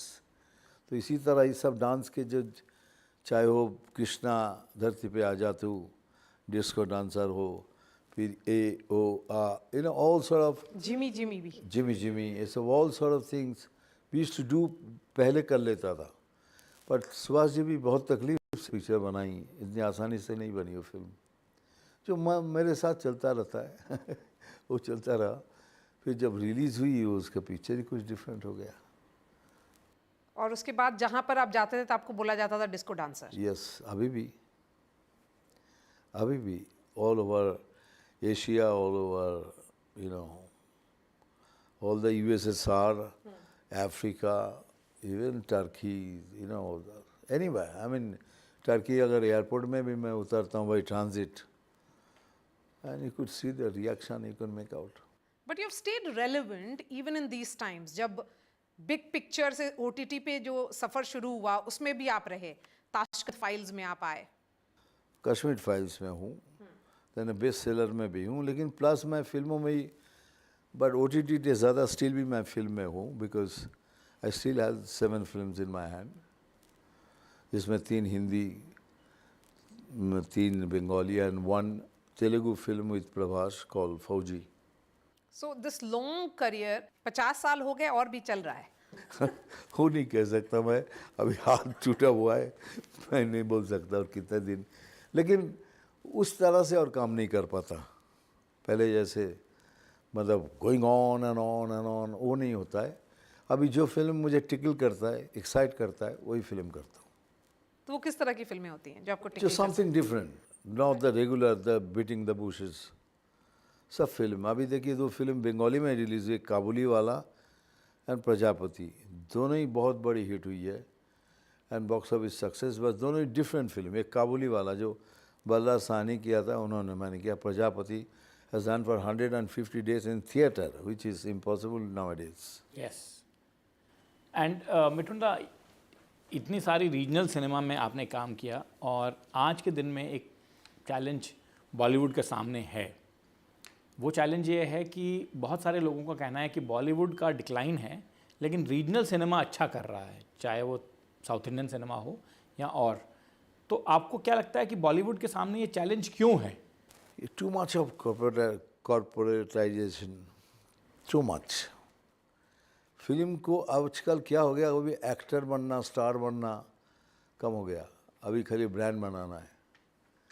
चाहे आप हीरो हो, हीरोइन हो, पहले देखता है ये ब्रांड है कि नहीं, ये ब्रांड वैल्यू है तो फिर पिक्चर चलेगी। तो पहले उन लोग सोचते हैं पिक्चर कैसी भी उसकी स्टोरी हो, पहले ब्रांड को सामने लाओ, उसकी तरह से पब्लिसिटी करो, उसकी तरह से प्रमोशन करो, तो ठीक है, पिक्चर अच्छी होती तो चलती है, ऐसी बात नहीं है।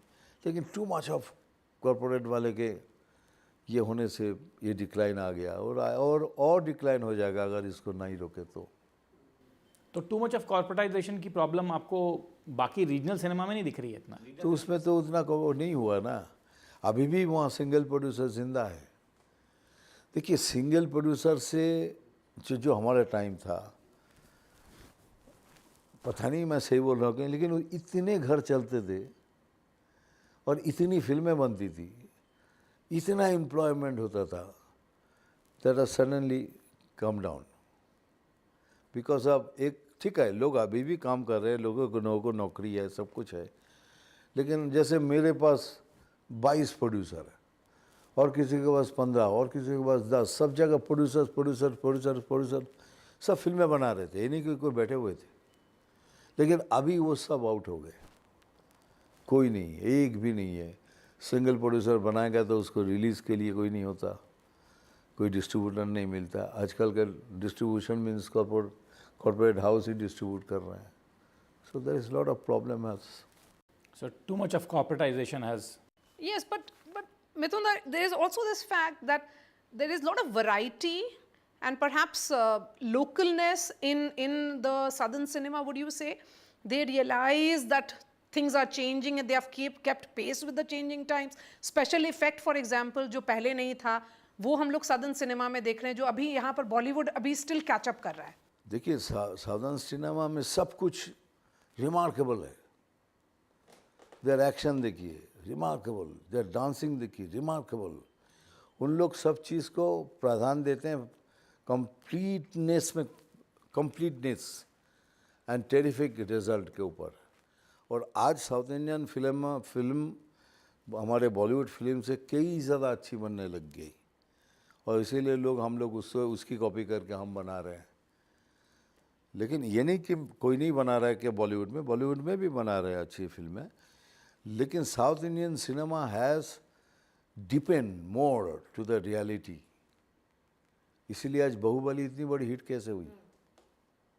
How then another film RRR क्यों हुई, इतनी बड़ी हिट कैसे हुई? Why the Subhash and Yash, they are superstars,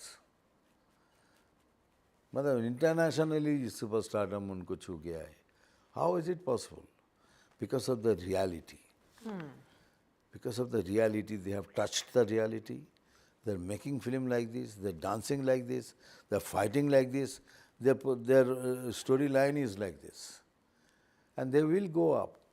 They will go up. Mithun दा, आपसे अगर मैं ये सवाल नहीं पूछूं तो ये इंटरव्यू कंप्लीट नहीं होगा। आज के दिन में हम देखते हैं कि lot of talk about nepotism, lot of talk about family, promoting family, etc., etc. You are one man who had no godfather. You came from the bottom of the pyramid, absolute bottom, and you rose to the top of the pyramid. आपको क्या लगता है कि ये जो nepotism की बातें हैं और फैमिली इंडस्ट्री की बातें हैं, वो सारी टैलेंट और मेहनत से तोड़ी जा सकती हैं कि नहीं जा सकती? सर, मैं नहीं मानता। देखिए, मेरे भी तो 3 बच्चे हैं, 4, और चारों ही फिल्मों में। मैं आज तक किसी प्रोड्यूसर को, किसी को नहीं बोला कि मेरे बेटे को चांस दो। मेरे छोटे बेटे ने अभी बैड बॉय की है, राजकुमार संतोष जी ने उसका एडिशन लिया, उसको पास किया, फिर लिया। विक्रम भट्ट ने मीमो को दिया था, हॉन्टेड में चांस दिया, उसके बाद चली नहीं चली, वो सब दूसरी बात है।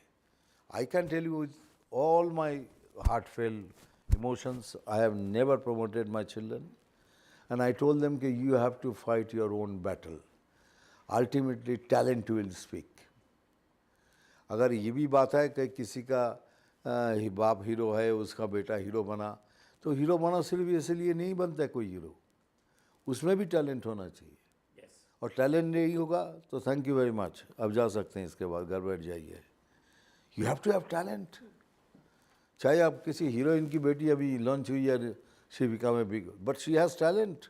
How can you deny the talent? उसमें nepotism की बात नहीं आनी चाहिए। Talent will rule. Talent will rule. That is the golden word. Yes. coming from the And start. talent will rule in all the fields. All the fields, no matter which profession you are in. And is there a star of current times who you think actually has kept pace with changing times? Like, आपने आपका हमेशा अपने characters को evolve किया, different characters पे experiment किया, उसी तरह का आपकी तरह? ये बड़ा अच्छा सवाल पूछा है हमारे यहाँ ने। एक्चुअली उस जनरेशन के अगर आप काफ़ी लोगों को देखें, अमिताभ बच्चन को देखें, आपको देखें, शत्रुघ्न सिन्हा को देखें, और भी बड़े ऋषि कपूर को देखें, उनकी आपने बात करी, तो उन सब लोगों ने अपने आप को टाइम के साथ इवॉल्व किया, इंक्लूडिंग दिलीप कुमार जो उनसे पहले के जनरेशन के स्टार थे। दे इवॉल्व विद टाइम। आपको लगता है कि ये evolution of with time of the present stars शायद उतना हो नहीं पाया? और नहीं हो पाया तो गुड बाय बोलना पड़ेगा। There is no chance. You have to change with time. अगर इस वक्त मैं बैठ के सोचूं I will become disco dancer again, so biggest fool I am spacing myself with my age, with my time, with my inside stamina, Yes. more than outside. Yes. I'm changing and evolving myself, and I'm doing exactly those roles that suits my character right now, and I'm getting success on that. Suddenly I feel no, अभी तो मैं disco dancer ही करूँगा, तो घर बैठ जाइए। कौन आपको बोला है यहाँ काम करने को? Nobody. Did disco dancer actually you feel that was the changing moment, that Yes. tipping point, Not turning only, point? not only mine, even the industry. How? Industry changed with the dancing style. They thought that if I do not space with the disco dancer or style like this, then my film will compare this. अरे क्या है अभी देखो मिठुन की तरह dance कर, नहीं तो क्या ऐसे ही। Mitunda, on that tipping point and inflection point, I thank you. Thank you for joining us. Anything, you are a man, as I said, who has had the kind of experience that very few have in life, from the street to the topmost elevation. Any words of wisdom from you to our viewers? I would say कि there is lot many talents. लड़का है, सब जगह बोलता हूँ sir, मैं बोलना चाहता हूँ ये कि बहुत सारे लड़के हैं, लड़कियां हैं, बहुत टैलेंट है, लेकिन financially they are very weak, पैसे की वजह से नहीं लड़ पाते। मैं उनको इतना ही कहूँगा, हिम्मत नहीं छोड़ना, सपना ज़रूर देखना, लेकिन खुद सो जाना, सपनों को सोने नहीं देना। If I can make it, you can make it. Thank you so much for speaking to NDTV. Mitunda, congratulations for the award and to many more to come. Thank you. Thank you, Mr. Chakravarti, for speaking to us in such a delicate state. Thank you. Thank you. Thank you, ma'am.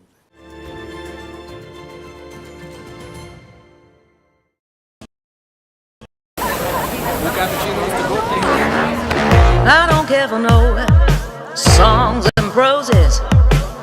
I don't care for no sweet boys with roses.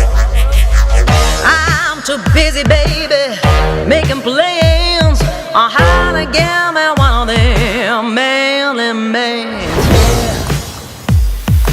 All I want is a touch of love. In a world of shifting power dynamics, India stands tall as a global force. Join us at the NDTV World Summit 2024, where Prime Minister Narendra Modi will unveil his transformative vision for the India century. Be a part of a summit of thought leaders and visionaries, shaping the world's future. NDTV World Summit, October 21st and 22nd on the NDTV network.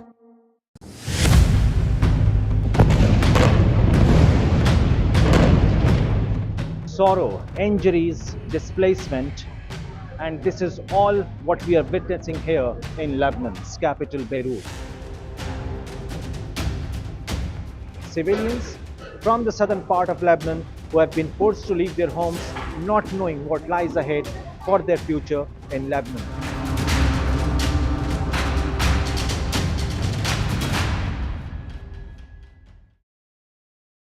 New day, new show, a new experience. Start your day with the news, not views. We bring you stories that matter and impact your life. News that informs and keeps you ahead. From maximum city, Mumbai, to the seat of power, Delhi, NDTV brings you the best breakfast show. breakfast news on NDTV, 8 a.m. every day. I've been reporting on all issues big and small from Andhra Pradesh, Telangana, rest of South India, bringing you all the action, all that you need to know, all that you want to know. The energy of maximum city is infectious. I bring in that energy in our news coverage from financial capital Mumbai. India's IT capital is always buzz. It's literally a city that never sleeps. And I keep you ahead on all the Bengaluru buzz. Covering from the southernmost part of India over the last 23 years, I bring in-depth and 360-degree coverage from the Dravidian heartland. The land of Mishti is also known for its bitter politics. I have seen much water flow under the Howrah Bridge, covering Bengal in all its vivid colors. Stay informed and entertained with the new and updated NDTV News app. You can watch all our channels live, listen to podcasts, read breaking and exclusive news from around the world and more. Download the NDTV app today and get access to the best journalism and storytelling on your smartphone or tablet. The NDTV app. News that matters to you. In a world of shifting power dynamics, India stands tall as a global force. Join us at the NDTV World Summit 2024, where Prime Minister Narendra Modi will unveil his transformative vision for the India century. Be a part of a summit of thought leaders and visionaries, shaping the world's future. NDTV World Summit, October 21st and 22nd on the NDTV network.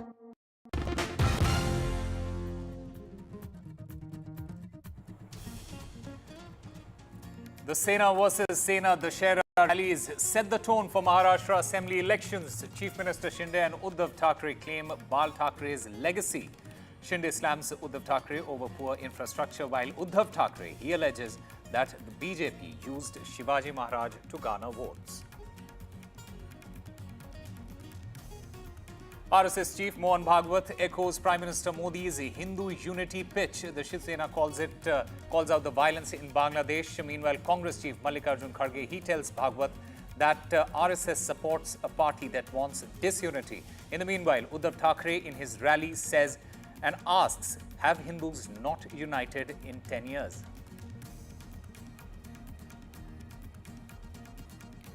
Restoration work underway at the Chennai division, where 12 to 13 coaches of Mysuru-Darbhanga Express were derailed after it collided with a goods train on Friday evening.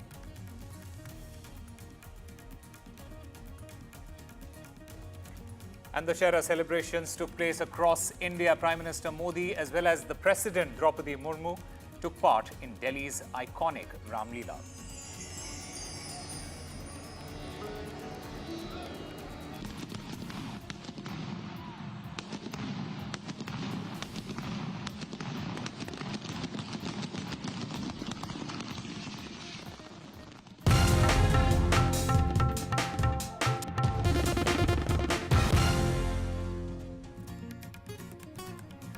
Hello and welcome. You're watching NDTV 24/7. I'm Osama Shab. The Delhi Police Special Cell, it has achieved a major breakthrough in the Nadir Shah murder case. The main shooter in this particular case, named Madhur alias Mota Arman, he has been arrested in an encounter at Narela industrial area. Arman, he has been shot multiple times and has been admitted to the hospital. My colleague Mukesh, he joins us to give us more on this. Mukesh, what is the latest that you can tell us about this encounter? जी देखिए, सितंबर के महीने में जो नादिर शाह था उसका GK1 में उसकी gym के बाहर मर्डर हुआ था, जिसमें जो दो शूटर थे वो काफी नजदीक आए थे और उन्होंने गोलियां मारी थी और इसका जो फुटेज है वो भी सामने आया था। उसके बाद से दिल्ली पुलिस लगातार जो शूटर्स थे, जो मेन शूटर्स थे, उनकी तलाश कर रही थी। आज दिल्ली पुलिस को जानकारी मिली कि जो एक शूटर मधुर नाम का है वो दिल्ली के नरेला इंडस्ट्रियल एरिया में आने वाला है और इसी इंफॉर्मेशन पे दिल्ली पुलिस ने वहां पर ट्रैप लगाया हुआ था और मधुर जो है एक स्कूटी में सवार होकर वहां पे आया। दिल्ली पुलिस के मुताबिक जब मधुर को रोकने की कोशिश की गई तो मधुर ने दिल्ली पुलिस के जो वहां पर पुलिसकर्मी थे उन पर फायरिंग की और जवाब में पुलिस ने फायरिंग की, जिस करीब 11 से 12 राउंड फायरिंग हुई है और इस फायरिंग के बाद जो शूटर मधुर है उसको कई गोलियां लगी हैं। दिल्ली पुलिस के मुताबिक मौके से एक पिस्टल और करीब 12 से 13 कारतूस मौके से बरामद हुए हैं। दिल्ली पुलिस के मुताबिक जो मधुर है वो उत्तर पूर्वी दिल्ली के गैंगस्टर हाशिम बाबा और लॉरेंस बिश्नोई के लिए काम करता है, ये उनका शूटर है। और लॉरेंस बिश्नोई के कहने पर हाशिम बाबा ने नादिर शाह की हत्या करवाई थी। तो दिल्ली पुलिस को एक बहुत बड़ी जो कामयाबी है वो मिली है। काफी दिन बाद इस पूरे केस का जो मेन शूटर है मधुर, उसको दिल्ली पुलिस ने इनकाउंटर के बाद गिरफ्तार कर लिया है। हालांकि वो उसको कई गोलियां लगी हैं तो उसका भी इलाज चल रहा है। तो इस पूरे मामले में एक और शूटर है जिसका नाम राजू है, उसकी तलाश की जा रही है, लेकिन 2 शूटरों में से जो एक शूटर मधुर नाम का है उसको गिरफ्तार कर लिया गया है। All right, Mukesh Singh Sengar, thank you very much for getting us all the latest in that story. And the atrocities against Hindus in Bangladesh, it was a key focus of RSS chief Mohan Bhagwat's address when he was addressing the public during the organization's Dashera Utsav. Mohan Bhagwat, he has said that Hindus live in harmony through continuous dialogue. He called for the society to unite for its security by eliminating all the differences, echoing what Prime Minister Modi and Uttar Pradesh Chief Minister Yogi Adityanath have said. उनको आवश्यकता है मदद की, विश्व भर के हिंदुओं की, भारत के सरकार की सहायता उनको मिले, ये उनकी आवश्यकता है। कि दुर्बल रहना अपराध है। हम अगर दुर्बल है, असंगठित है, तो उसका मतलब हम अत्याचार को निमंत्रण दे रहे हैं। निमित्त कुछ नहीं चाहिए, हम दुर्बल है, ये निमित्त पर्याप्त है। और इसलिए जहां कहीं भी हम हैं वहां संगठित रहना, सशक्त रहना। ये करने वाले ही बांट रहे ना, जो लोग देश में यूनिटी चाहते हैं, वो पार्टी जो डिसयूनिटी चाहती है, उस पार्टी को सपोर्ट करने वाले आप ही हैं, भागवत जी ही हैं। पहले कहां से शुरू करें? संविधान बदलने से शुरू करें, रिजर्वेशन निकालने से शुरू करें, हिंदू मुसलमानों के बारे में अलग अलग बात की। Meanwhile, the restoration work is underway in Chennai at the train crash site in Tamil Nadu. At least 12 coaches of an express train, it had derailed after it collided with a goods train in Tamil Nadu's Tiruvallur district. And the officials, they had said that the Mysore-Darbhanga Bagmati Express, it collided with the goods train, which was stationary. The injured, they were admitted to the hospital. 19 people were injured in this particular incident. A political war of words also ensured after this accident took place. The Tamil Nadu Deputy Chief Minister, he slammed the Railway Ministry, saying that the centre must act to avoid accidents, while the leader of opposition, Congress's Rahul Gandhi, he said that there have been no lessons learnt by the centre.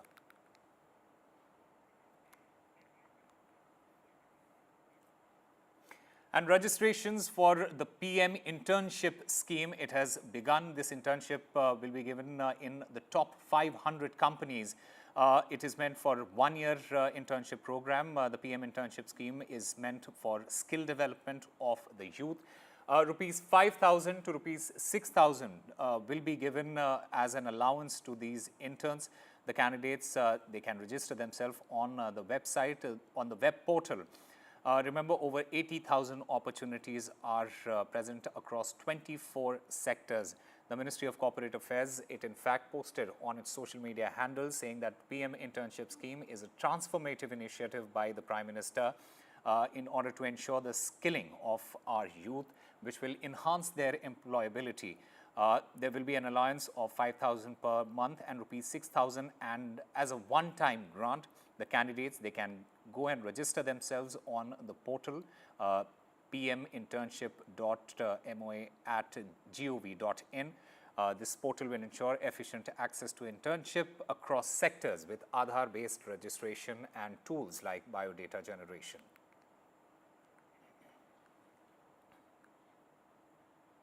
And Maharashtra Chief Minister Eknath Shinde's Shiv Sena and Uddhav Thackeray-led Shiv Sena, the Uddhav Balasaheb Thackeray Sena, held their respective Dussehra rallies in Mumbai in a show of strength and also setting the tone by attacking each other ahead of Maharashtra Assembly polls. The Uddhav Balasaheb Thackeray rally, it was held at Shivaji Park, while the Eknath Shinde faction's rally, it was held at Azad Maidan. The Chief Minister, Eknath Shinde, he in his rally said that anti-Maharashtra alliance has halted the development of the state and that the Maha Vikas Aghadi put the brakes on metro, bullet train and the Atal bridge. Uddhav Thackeray, he retorted saying that BJP thinks that Shivaji Maharaj is an EVM and that Shivaji statue was, it collapsed in just 8 months. आणि एवढं मोठं दैवत आपलं छत्रपती शिवाजी महाराज हे भाजप आणि मोदींना वाटतंय हे मत मिळवणारे machine आहे, मशीन नाहीये, ते आमचं दैवत आहे. अरे आपण जय श्रीराम बोलतो पण पुराणामध्ये प्रभू रामचंद्र होऊन गेले.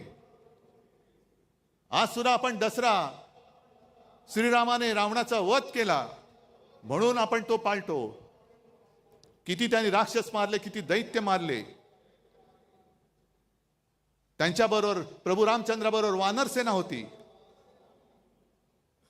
आणि आपण त्यांना देव मानतोच, आम्ही जय श्रीराम बोलतोच. पण मग आमचे छत्रपती शिवाजी महाराज कोण होते? फार पूर्वी नाही, छत्रपती शिवाजी महाराजांनी सुद्धा त्यावेळेला जे आले होते स्वराज्यावरती चालून, त्यांचा वध केला नसता तर आपण आज नसतोच. आपलं काय झालं असतं कोणालाच माहिती नाहीये. Uddhav Thackeray made a statement today that when the Maha Vikas Aghadi is elected to the government, they will ensure that there is a temple, not a statue, but a temple by the name of Chhatrapati Shivaji Maharaj in every district, in every jila of the state, and has hence made an important announcement regarding the same. He also talked at length about the Badlapur incident and the killing of Shinde that happened through the hand of the police later on, and very cheekily said that Shinde, that particular Shinde, should have been shot. But what the government tried to do here is that they tried to kind of eliminate all the other kind of proofs which would have gotten the friends of the government into some sort of a trouble here. Now, amongst many other things, another interesting pointer from this speech was how it ended. Uddhav Thackeray played a video of him taking an oath here at this very venue from 2019. This is Shivaji Park, and this is where he took the oath as the Chief Minister of the state in 2019. And he played the video and he made people see an entire oath. Of course, he did not state anything about his chief ministerial chances or MVA naming a chief ministerial candidate in the elections, but there is of course a subtle hint being given that a face, an unofficial face of the MVA for the chief ministership going into the elections is indeed Mr. Uddhav Thackeray. Before this, of course, there was Sanjay Raut, who very openly stated that after 2 months there will be another program held at this very location, at this very venue, celebrating the victory of the Maha Vikas Aghadi, and that program will have Uddhav Thackeray as a leader of the state. Of course, he didn't mention him as a chief minister, but said that Uddhav Thackeray would be a leader of the state. Now, this put together with the other, murmurs going around in Maha Vikas Aghadi regarding the need for having a chief ministerial face from the Shiv Sena adds up to the news, or adds up to the, to the kind of floating of information that is going about on how Shiv Sena UBT wants to go ahead with the chief ministerial face, but the other two allies are not quite ready to do that. This is Anuj Raite with video journalist Hemant Mohite reporting from Shivaji Park in Mumbai. Meanwhile, let's also listen in to what the Maharashtra Chief Minister Eknath Shinde had to say. इन्फ्रास्ट्रक्चरचं काम दिसलं की लावा break, समृद्धी महामार्ग लावा break, metro 3 लावा break, bullet train लावा breaker, car शेडला लावा breaker, जलयुक्त शिवारला लावा speed breaker आणि Marathwada water ग्रीडला लावा breaker. जिथे नव्हता broker तिथे टाकले स्पीड ब्रेकर. असं यांचं काम या महाविकास आघाडीचे हेच त्यांचे धंदे होते. आणि म्हणून आम्ही सगळे स्पीड ब्रेकर उखडून टाकले, आणि ज्या सरकारने स्पीड ब्रेकर टाकले त्या सरकारला देखील उखडून टाकलं, नवीन सरकार आणलं. माझी दाढी त्यांना खुपती आहे, सारखं दाढीवर बोलतात माझी दाढी खुपते. अरे पण मी सांगतो, होती दाढी म्हणून तुमची उद्ध्वस्त केली महाविकास आघाडी आणि महाविरोधी आघाडी. आणि महाराष्ट्राच्या विकासाची जोरात धावू लागली गाडी, ही दाढीची करामत आहे. आणि म्हणून All right, breaking news coming in at this point. Baba Siddiqui, the leader in Maharashtra, he has been shot at in Mumbai. 3 rounds were fired at Baba Siddiqui, the NCP leader. He has been taken to Lilavati Hospital. There are reports of the NCP leader and former MLA Baba Siddiqui being shot at in Mumbai's Bandra area. 3 rounds were fired as of now. Let's go across to Radhika, my colleague who's joining us on the phone line. Radhika, what is the latest that you can tell us right now? That's right. Reports emerging that NCP leader, former minister as well as ex-MLA Baba Siddiqui from Bandra West was shot at in Mumbai. In fact, we know for a fact that Siddiqui is a former Congress leader. He had joined the NCP a few months back. The incident took place a few minutes ago. The firing took place in the office of Baba Siddiqui's son is the latest information, is the information that we're getting at this point. The firing took place in the office of his son Zishan, and 3 rounds were fired at Baba Siddiqui, and Baba Siddiqui has been taken to Lilavati Hospital for treatment. His condition is said to be critical. Police investigations are underway. So at this point, we have basic information that 3 rounds were fired at Baba Siddiqui and this incident apparently happening at his son's office. The firing took place in the office of his son Zishan, who was of course elected as MLA from Bandra East earlier. Zishan is of course seen as a nominee from the seat as well.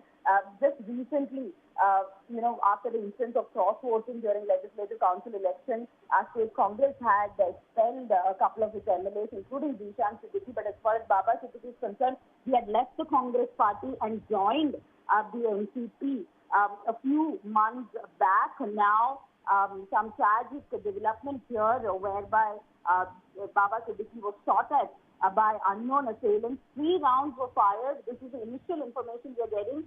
We will wait for some official confirmation from the police about his condition at this point. Radhika, just to understand, were there any previous threats to Mr. Baba Siddiqui? Just to understand, had the politician received any previous threats or warning of potential harm?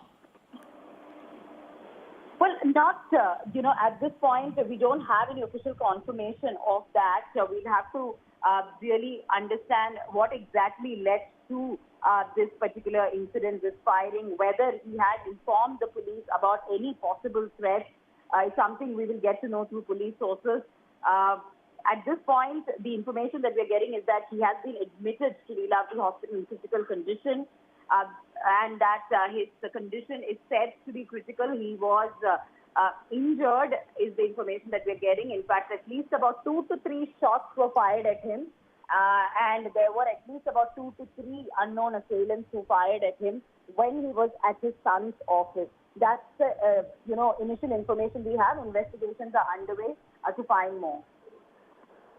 Right, so Baba Siddiqui, a former Maharashtra minister and member of the Ajit Pawar faction of the NCP, he has been shot at in Mumbai's Bandra, and he has been rushed to the hospital where his condition, as Radhika is mentioning, it is said to be critical. From what we understand as of now, that 3 bullets were fired at Mr. Siddiqui on Saturday evening when he was at the office of his son, Zishan Siddiqui, who's also the MLA from Bandra East. He's currently undergoing treatment at the Lilavati hospital. So Baba Siddiqui has been rushed to the Lilavati hospital. The ex-minister of Maharashtra, he has been shot at in Mumbai. There are reports, as we mentioned, of the NCP leader and former MLA Baba Siddiqui being shot at in Mumbai's Bandra area. Remember, Baba Siddiqui, he was a member of the Legislative Assembly. He was an MLA in Maharashtra from Bandra West. He also was the MLA for 3 consecutive terms there, 99, 2004 as well as 2009, and he has also served as the Minister of State for Food and Civil Supplies as well as Labour and FDAs from 2004 to 2008.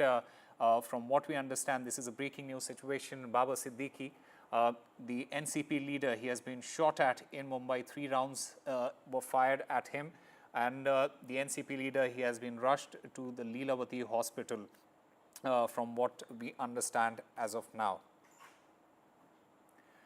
And Radhika is still there with us. Radhika, just to understand from you, what exactly is, have the family spoken about this particular incident, or have there been any word from any of the family members yet? All right, we'll try and... Radhika, if you can hear me, has there been any word from the family members yet? Have you heard from Baba Siddiqui's family members as of now? Yet. It just happened a few, minutes back. It happened just now. So no reactions as of now. We are getting basic information from the police. 2 to 3 rounds fired at Baba Siddiqui, and this happened apparently at his son's office. That's the information that we are getting. And he was immediately rushed to the hospital, which is Leelavati Hospital in Bandra itself. And that's the information that we have so far. Police, we believe, are investigating and perhaps may also have apprehended a few accused. Again, we are waiting for the confirmation from police officials. No official statement from police yet. So we will have to wait for some more time to get exact details of what exactly led to this incident, whether there was any threat perception as far as the Siddiqui family is concerned. They are a powerful family as far as the entire Bandra constituency is concerned. He's now the NCP leader. Earlier, he was with the Congress. He was an MLA from Bandra West. He had been an MLA for quite some time in the Bandra constituency. He was also an associate of late Sunil Dutt as well. He had joined the NCP recently, as I said, but the tragic incident that took place a few hours back, which is the firing incident whereby Baba Siddiqui is in a critical condition and has been admitted in Leelavati Hospital. A few rounds fired at him by unknown assailants. More information being verified at this point from police sources. Radhika, just to give a context to our viewers as well, what is Baba Siddiqui's political or social influence in that particular area? Although he is a former MLA of Bandra West, but just give a sense of his political and social influence in that area.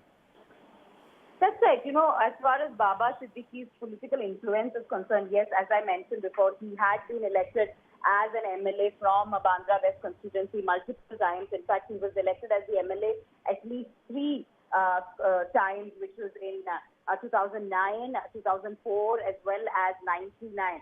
And he was also a minister for food and civil supplies. That was sometime in 2004. And also was a corporator 2 consecutive terms, which was in 1990. As far as his political influence is concerned, Siddiqui family is quite popular, especially during the heydays of the Congress party. They were quite powerful in this particular constituency, and he's also known for, some of the, Eid festivities and Eid parties that he hosted for the who's who of Mumbai and all across Maharashtra. However, due to certain differences with the Congress party, he joined NCP Ajit Pawar party in February 2024. So he left the Congress party after being part of the Congress for many years and joined Ajit Pawar's NCP very recently. So that's as far as his political career is concerned. Of course, he wielded a lot of influence in Bandra West constituency. Both Baba Siddiqui as well as his son Zishan, of course, his son Zishan, who was with the Congress party, was expelled, as a result of cross voting that happened. And Zishan had been unhappy with several leaders within the Congress party as a result of the, new inflation within the MDA. So that's as far as the political connections of both and the career of Baba Siddiqui is concerned. But the latest information is that he was shot at, a few rounds fired, he is critically injured, and he's being treated at Leelavati Hospital. Is the information that we are getting. We are yet to get some official release of statement from the police to understand whether anybody has been arrested or any accused have been apprehended or not. Right, Radhika, just also give us a sense of the police presence at Zishan Siddiqui's residence as of now. What is the kind of police presence there? The security must be tightened at this point. That's right. Security is tightened outside the residence of Baba Siddiqui as well as at the office of Baba Siddiqui and Zishan Siddiqui. Heavy police presence at Leelavati Hospital as well. Police has registered an FIR and is conducting investigations to understand what exactly led to this. Who are these people who are fired at Baba Siddiqui? Apparently, he was shot at on his stomach. Stomach is the information that we're getting. But again, we will have to wait for official confirmation from the hospital authorities as well as police to understand the nature of injuries. But unknown assailants, a couple of rounds fired at, and he was shot at on his stomach is the latest information that we're getting. Right, Radhika, stay with us because from what we understand at the moment and from what you are telling us, Baba Siddiqui, a former Maharashtra minister, also a member of the Ajit Pawar faction of the NCP, he has been shot at in Mumbai's Bandra, and he has been rushed to a hospital where his condition, it is said to be critical. What Radhika is saying is that 2 rounds were fired at Mr. Siddiqui on today. When he was at his office of his son Zishan Siddiqui, who is the MLA from Bandra East. He is also undergoing treatment at the Leelavati Hospital at the moment. In fact, I am currently joined by the Chief National Spokesperson and the National General Secretary, the Nationalist Congress Party, Ajit Pawar, Mr. Brijmohan Srivastav. Sir, what do you have to say about this entire incident? Really unfortunate that Mr. Baba Siddiqui has been shot at. It's a very unfortunate for us because yesterday he was present with Ajit Pawar press conference, and he has not spoken anything to any person regarding any threat. Why it's happened? It's a surprise to us also, because Baba Siddiq known as a soft-spoken politician. And he started his career from from scratch as a municipal councillor. He worked as a municipal councillor. He was elected twice in Mumbai Municipal Corporation, and then he became the MLA. He worked lot. He worked a lot with let's say Shri Sunil Reddy also, and it's no doubt it's a very surprising why this thing has happened.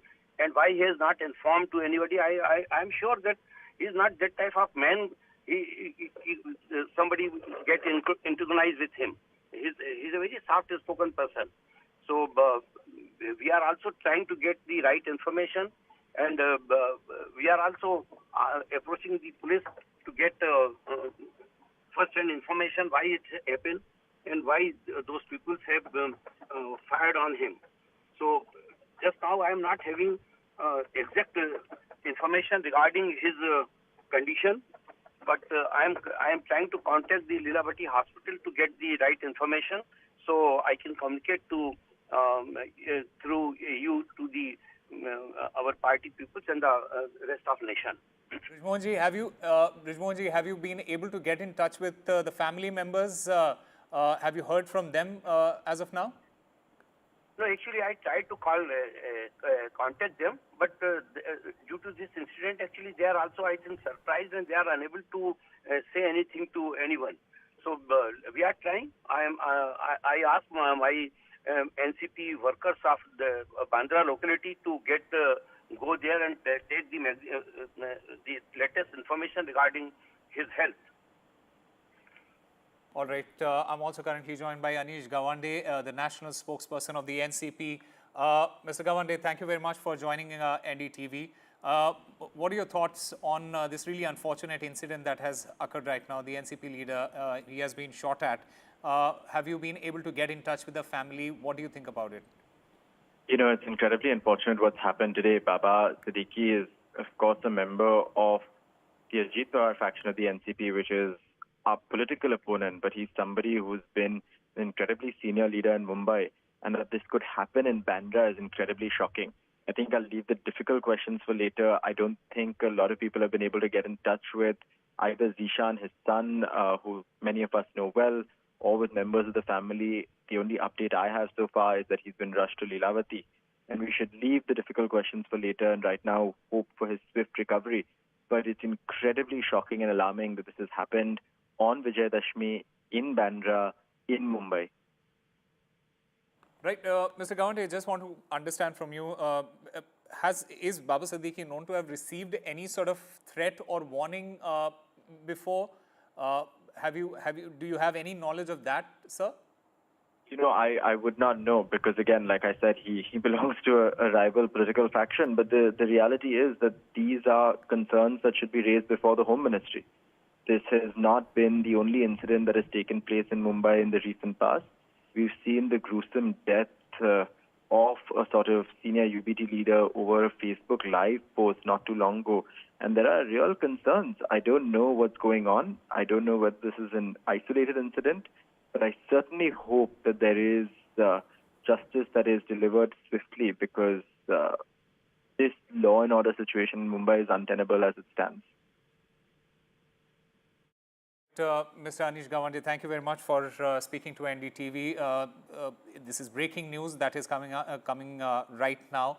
Baba Siddiqui, the NCP leader, he has been shot at in Mumbai. 3 rounds were fired at Mr. Baba Siddiqui.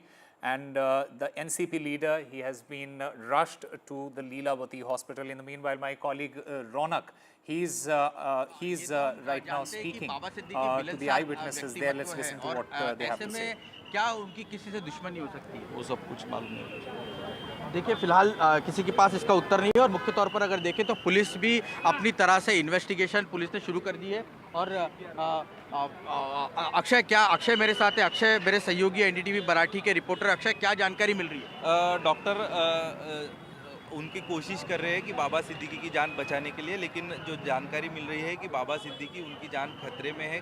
Continuous उनको CPR दिया जा रहा है क्योंकि उनके सीने में गोली लगी है और उनकी सांसें फूल रही थी जब उनको अस्पताल में भर्ती किया गया और काफ़ी जो खून भी बह चुका है बाबा सिद्दीकी का, और इसके वजह से अभी डॉक्टर के तरफ से कोशिश जारी की गई है, लेकिन काफ़ी हालत उनकी नाजुक हालत बनी हुई है। और डॉक्टर्स, अगर लीलावती अस्पताल की बात की जाए तो यहाँ पर बेस्ट डॉक्टर्स मुंबई के माने जाते हैं और निश्चित तौर पर हम उम्मीद करेंगे, दुआ करेंगे कि बाबा सिद्दीकी की हालत में जल्द से जल्द सुधार हो। और मुख्य तौर पर यहाँ पर जो लोग पहुँचे हुए हैं उनको जो खबर वो जानना चाहते हैं कि बाबा सिद्दीकी की तबीयत कैसी है, उसकी खबर जो है वो लोगों को जल्द से जल्द मिल सके। जी।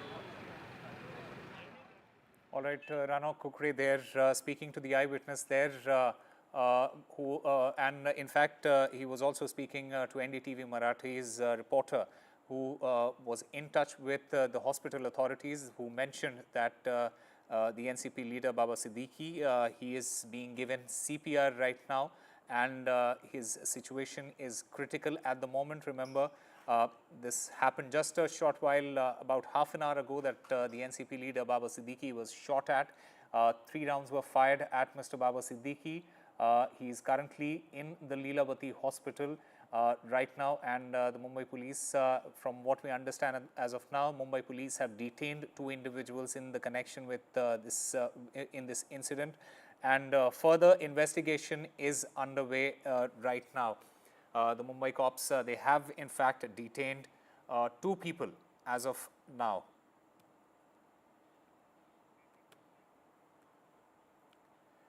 So the NCP leader, Mr. Baba Siddiqui, he is at the Lilavati hospital. He was shot at after when he was at his son's office, Zishan Siddiqui's office, and that is where he was shot at. 2 rounds were shot at him, and he was rushed to the Leelavati hospital, and he's currently undergoing treatment. In fact, my colleague Ronak is speaking to other eyewitnesses there. Let's listen in to what he has to say.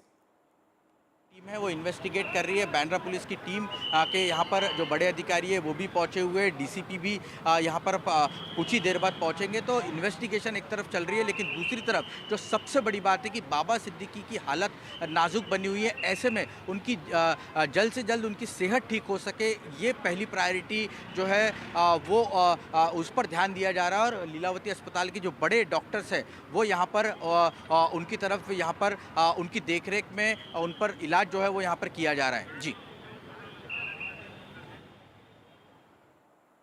All right, so Baba Siddiqui, his situation is critical. He is at the Leelavati hospital getting treatment right now. The Mumbai police, in the meanwhile, have detained 2 individuals in the connection with this particular incident, and further investigation is underway.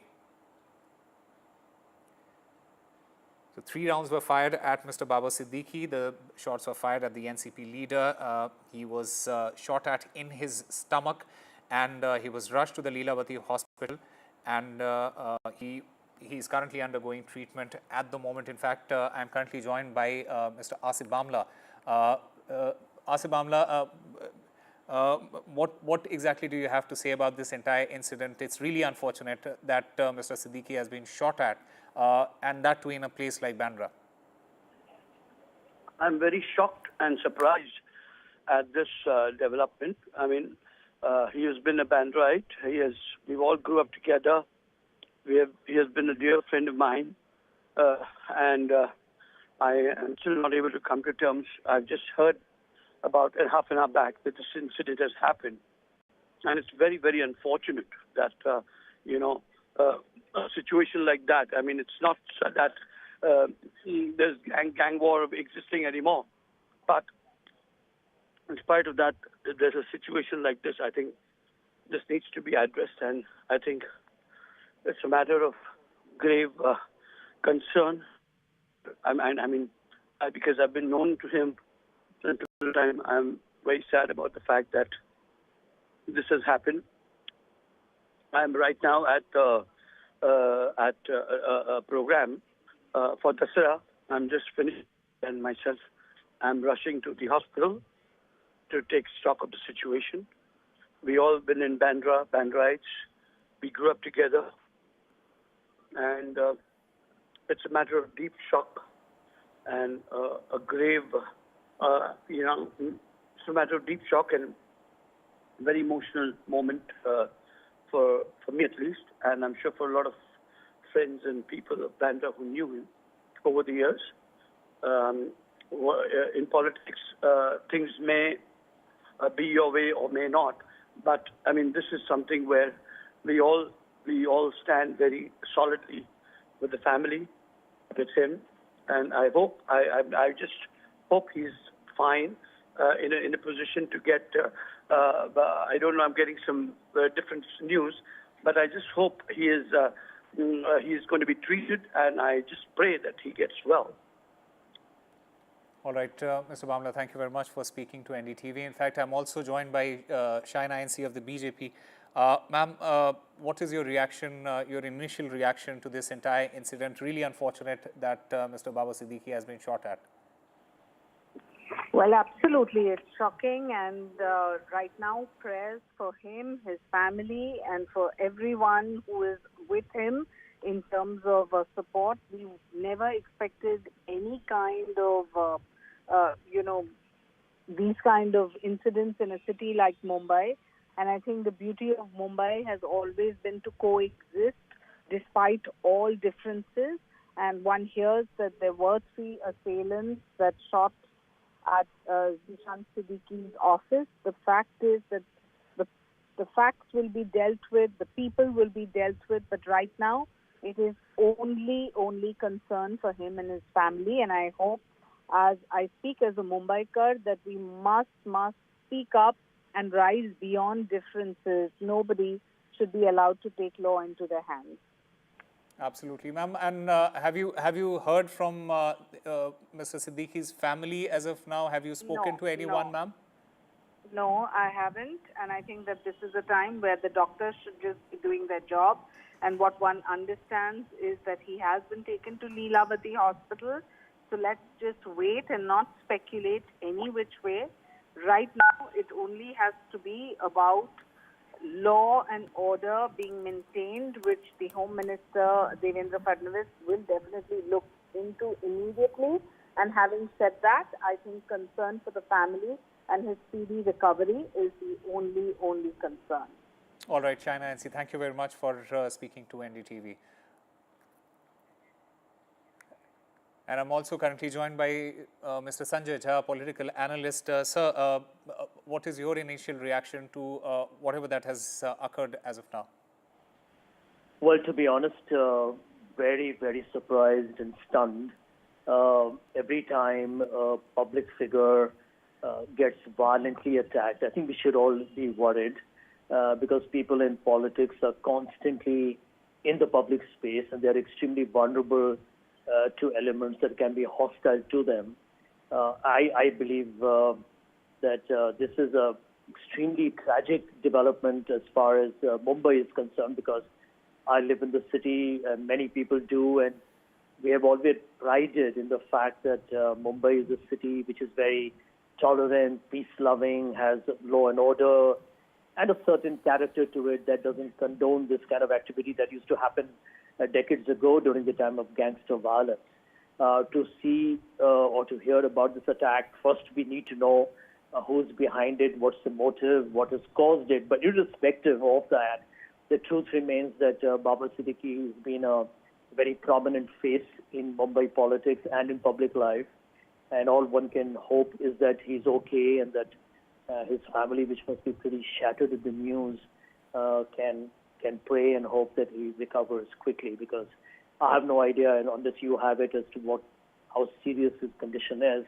But from the look of it, it appears to be a very violent manifestation of something extremely deep. And I think as a city, we need to be worried if we're going to see such a collapse of law and order. And I hope the government of the day acts quickly in terms of investigating who's at the bottom of this insane attack, and more important, nabbing the culprits. Absolutely, Mr. Jha. And when you talk about his community leadership, he is not just known to be a Muslim leader. He is also known to be a community leader and a very respected leader within Mumbai's communities. Just give us a sense of the kind of key roles that he has played in promoting interfaith harmony and resolving community disputes there, because there are a lot of things that he has done there right now.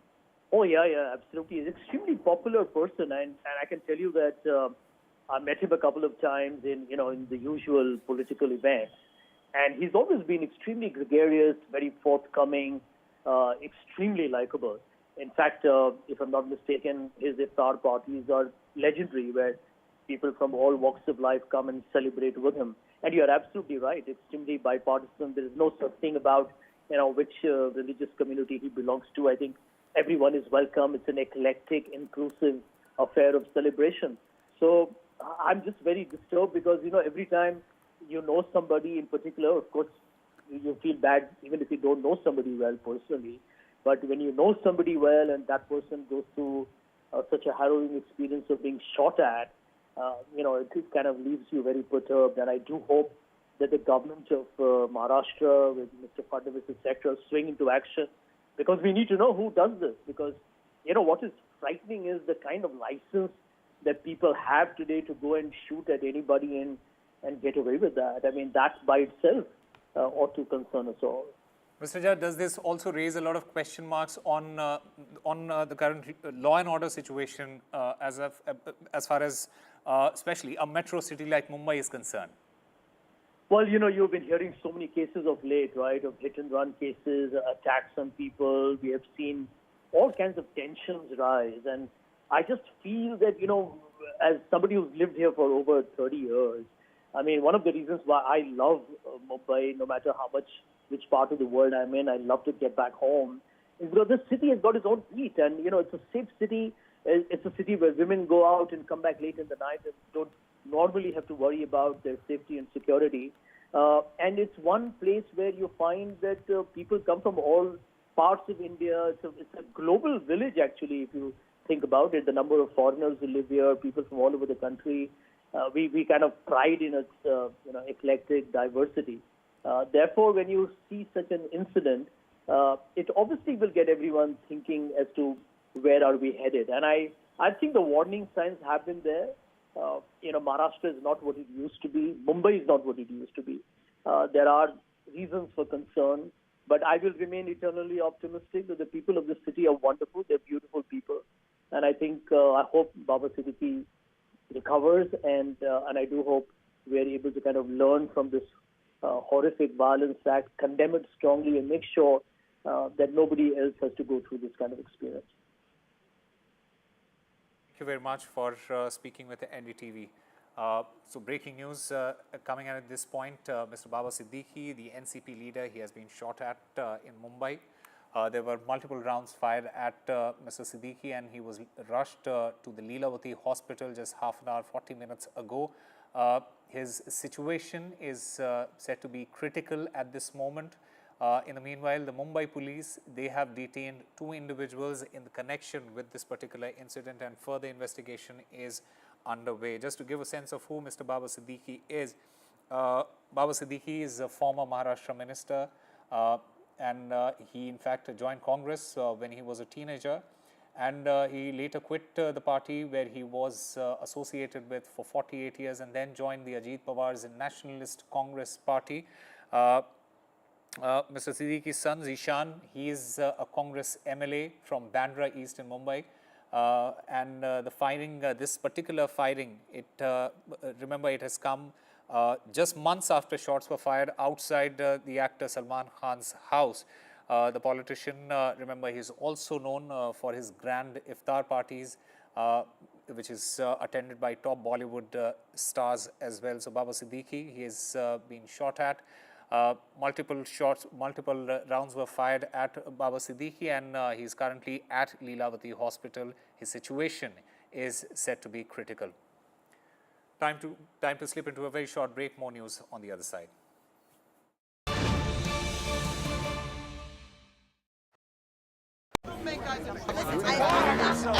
I don't care for no songs and proses. I don't care for no sweet boys with roses. All I want is a touch of love. New day, new show, a new experience. Start your day with the news, not views. We bring you stories that matter and impact your life. News that informs and keeps you ahead. From Maximum City, Mumbai, to the seat of power, Delhi, NDTV brings you the best breakfast show. Breakfast news on NDTV, 8 a.m. every day. I've been reporting on all issues, big and small, from Andhra Pradesh, Telangana, rest of South India, bringing you all the action, all that you need to know, all that you want to know. The energy of Maximum City is infectious. I bring in that energy in our news coverage from financial capital, Mumbai. India's IT capital is always buzz. It's literally a city that never sleeps. And I keep you ahead on all the Bengaluru buzz. Covering from the southernmost part of India over the last 23 years, I bring in-depth and 360-degree coverage from the Dravidian heartland. The land of Mishti is also known for its bitter politics. I have seen much water flow under the Howrah Bridge, covering Bengal in all its vivid colors.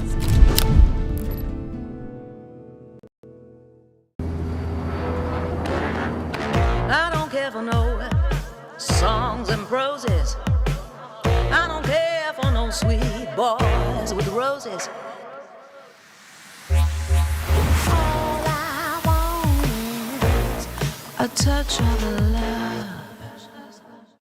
Stay informed and entertained with the new and updated NDTV News app.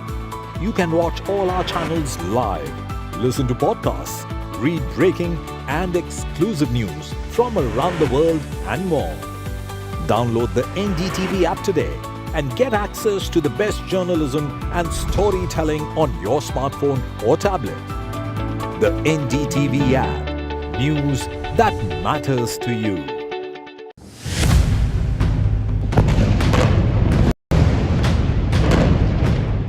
Sorrow, injuries, displacement, and this is all what we are witnessing here in Lebanon's capital, Beirut. Civilians from the southern part of Lebanon who have been forced to leave their homes, not knowing what lies ahead for their future in Lebanon.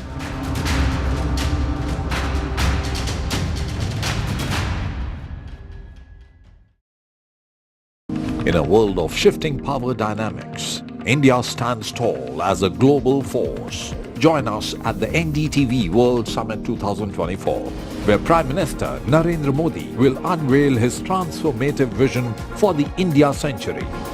Be a part of a summit of thought leaders and visionaries, shaping the world's future. NDTV World Summit, October 21st and 22nd on the NDTV network. New day, new show, a new experience. Start your day with the news, not views. We bring you stories that matter and impact your life. News that informs and keeps you ahead. From Maximum City, Mumbai, to the seat of power, Delhi, NDTV brings you the best breakfast show. Breakfast news on NDTV, 8 a.m. every day. I've been reporting on all issues big and small from Andhra Pradesh, Telangana, rest of South India, bringing you all the action, all that you need to know, all that you want to know. The energy of Maximum City is infectious. I bring in that energy in our news coverage from financial capital Mumbai. India's IT capital is always buzz. It's literally a city that never sleeps. And I keep you ahead on all the Bengaluru buzz. Covering from the southernmost part of India over the last 23 years, I bring in-depth and 360-degree coverage from the Dravidian heartland. The land of Mishti is also known for its bitter politics. I have seen much water flow under the Howrah Bridge, covering Bengal in all its vivid colors.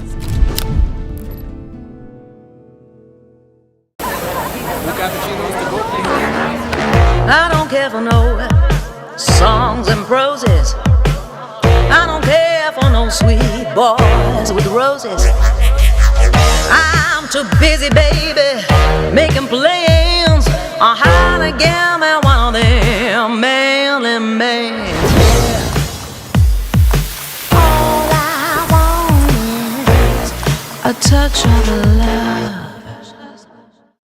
Stay informed and entertained with the new and updated NDTV News app.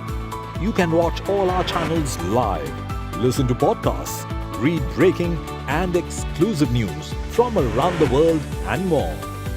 Download the NDTV app today and get access to the best journalism and storytelling on your smartphone or tablet. The NDTV app. News that matters to you.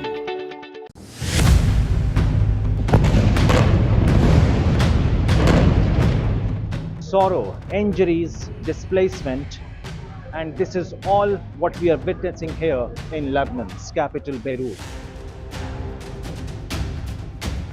Civilians from the southern part of Lebanon who have been forced. I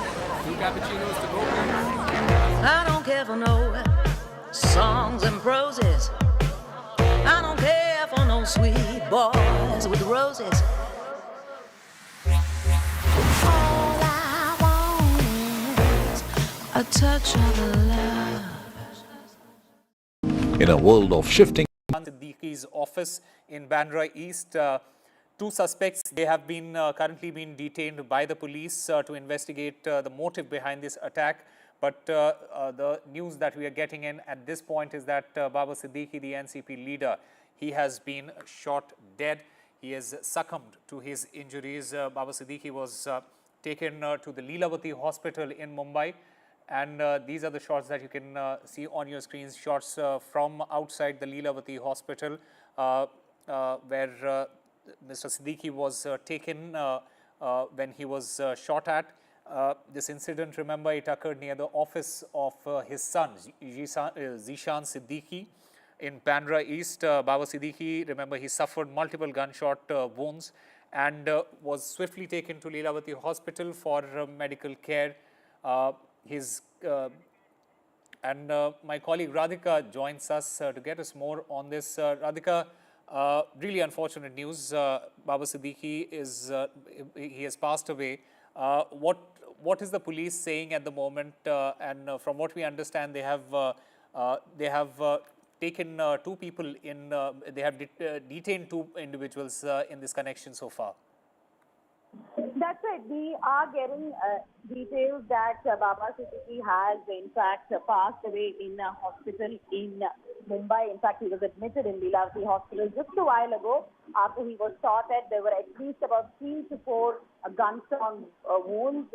He was shot at by unknown assailants, is the initial information that we got. But at this point, we're getting to know tragic news, of course, that Baba Siddiqui has in fact succumbed to his injuries, although he was taken immediately, was rushed to Lilavati Hospital. As far as investigations are concerned, of course, an FIR has been registered. Investigations are underway. We're also getting to know that a few people have been detained. But who these people are, how were they associated with the Siddiqui family, what kind of rivalry they perhaps had with Baba Siddiqui, these are details that we're still waiting for. But investigations are underway. We are yet to get an official police statement. We're getting all these information on the basis of police sources who are telling us that investigations are underway. Of course, huge police presence, as you can see in those visuals, not just at the spot of the incident, but also outside the hospital. But unfortunate news coming in from Lilavati Hospital that Baba Siddiqui has in fact succumbed to his injuries. He was in fact shot at near his son's office, Zishan Siddiqui's office. Also getting to know that another person may also have been injured in this incident. Again, these are all initial details that's trickling in. We'll have to wait for some more confirmation from police as well as hospital sources. There are reports that a few people have been, 2 suspects have been detained, is the latest information that we have by way of police sources. Two suspects detained is what the police sources are telling us. So yes, that's initial information. So FIR registered, 2 suspects detained. Baba Siddiqui unfortunately succumbing to his injuries. Of course, as far as Baba Siddiqui was concerned, he was a very powerful political figure in Mumbai, especially in Bandra constituency. Of course, Bandra constituency is a constituency where a number of political figures, number of celebrities and a number of sports stars live. And Baba Siddiqui had a lot of contacts and connections with, a lot of prominent people in Mumbai as well as in Bandra. His Eid parties were very popular, where the who's who of Mumbai used to come. He is, of course, a 3-time MLA, was a 3-time MLA from Bandra constituency. In fact, he was with the Congress, but it was just recently, in fact, 2024, that he moved to the Ajit Pawar NCP. He had certain issues within the Congress party, although he joined the Congress party, when he was quite young. He became an MLA in the 1990s. He was a corporator in the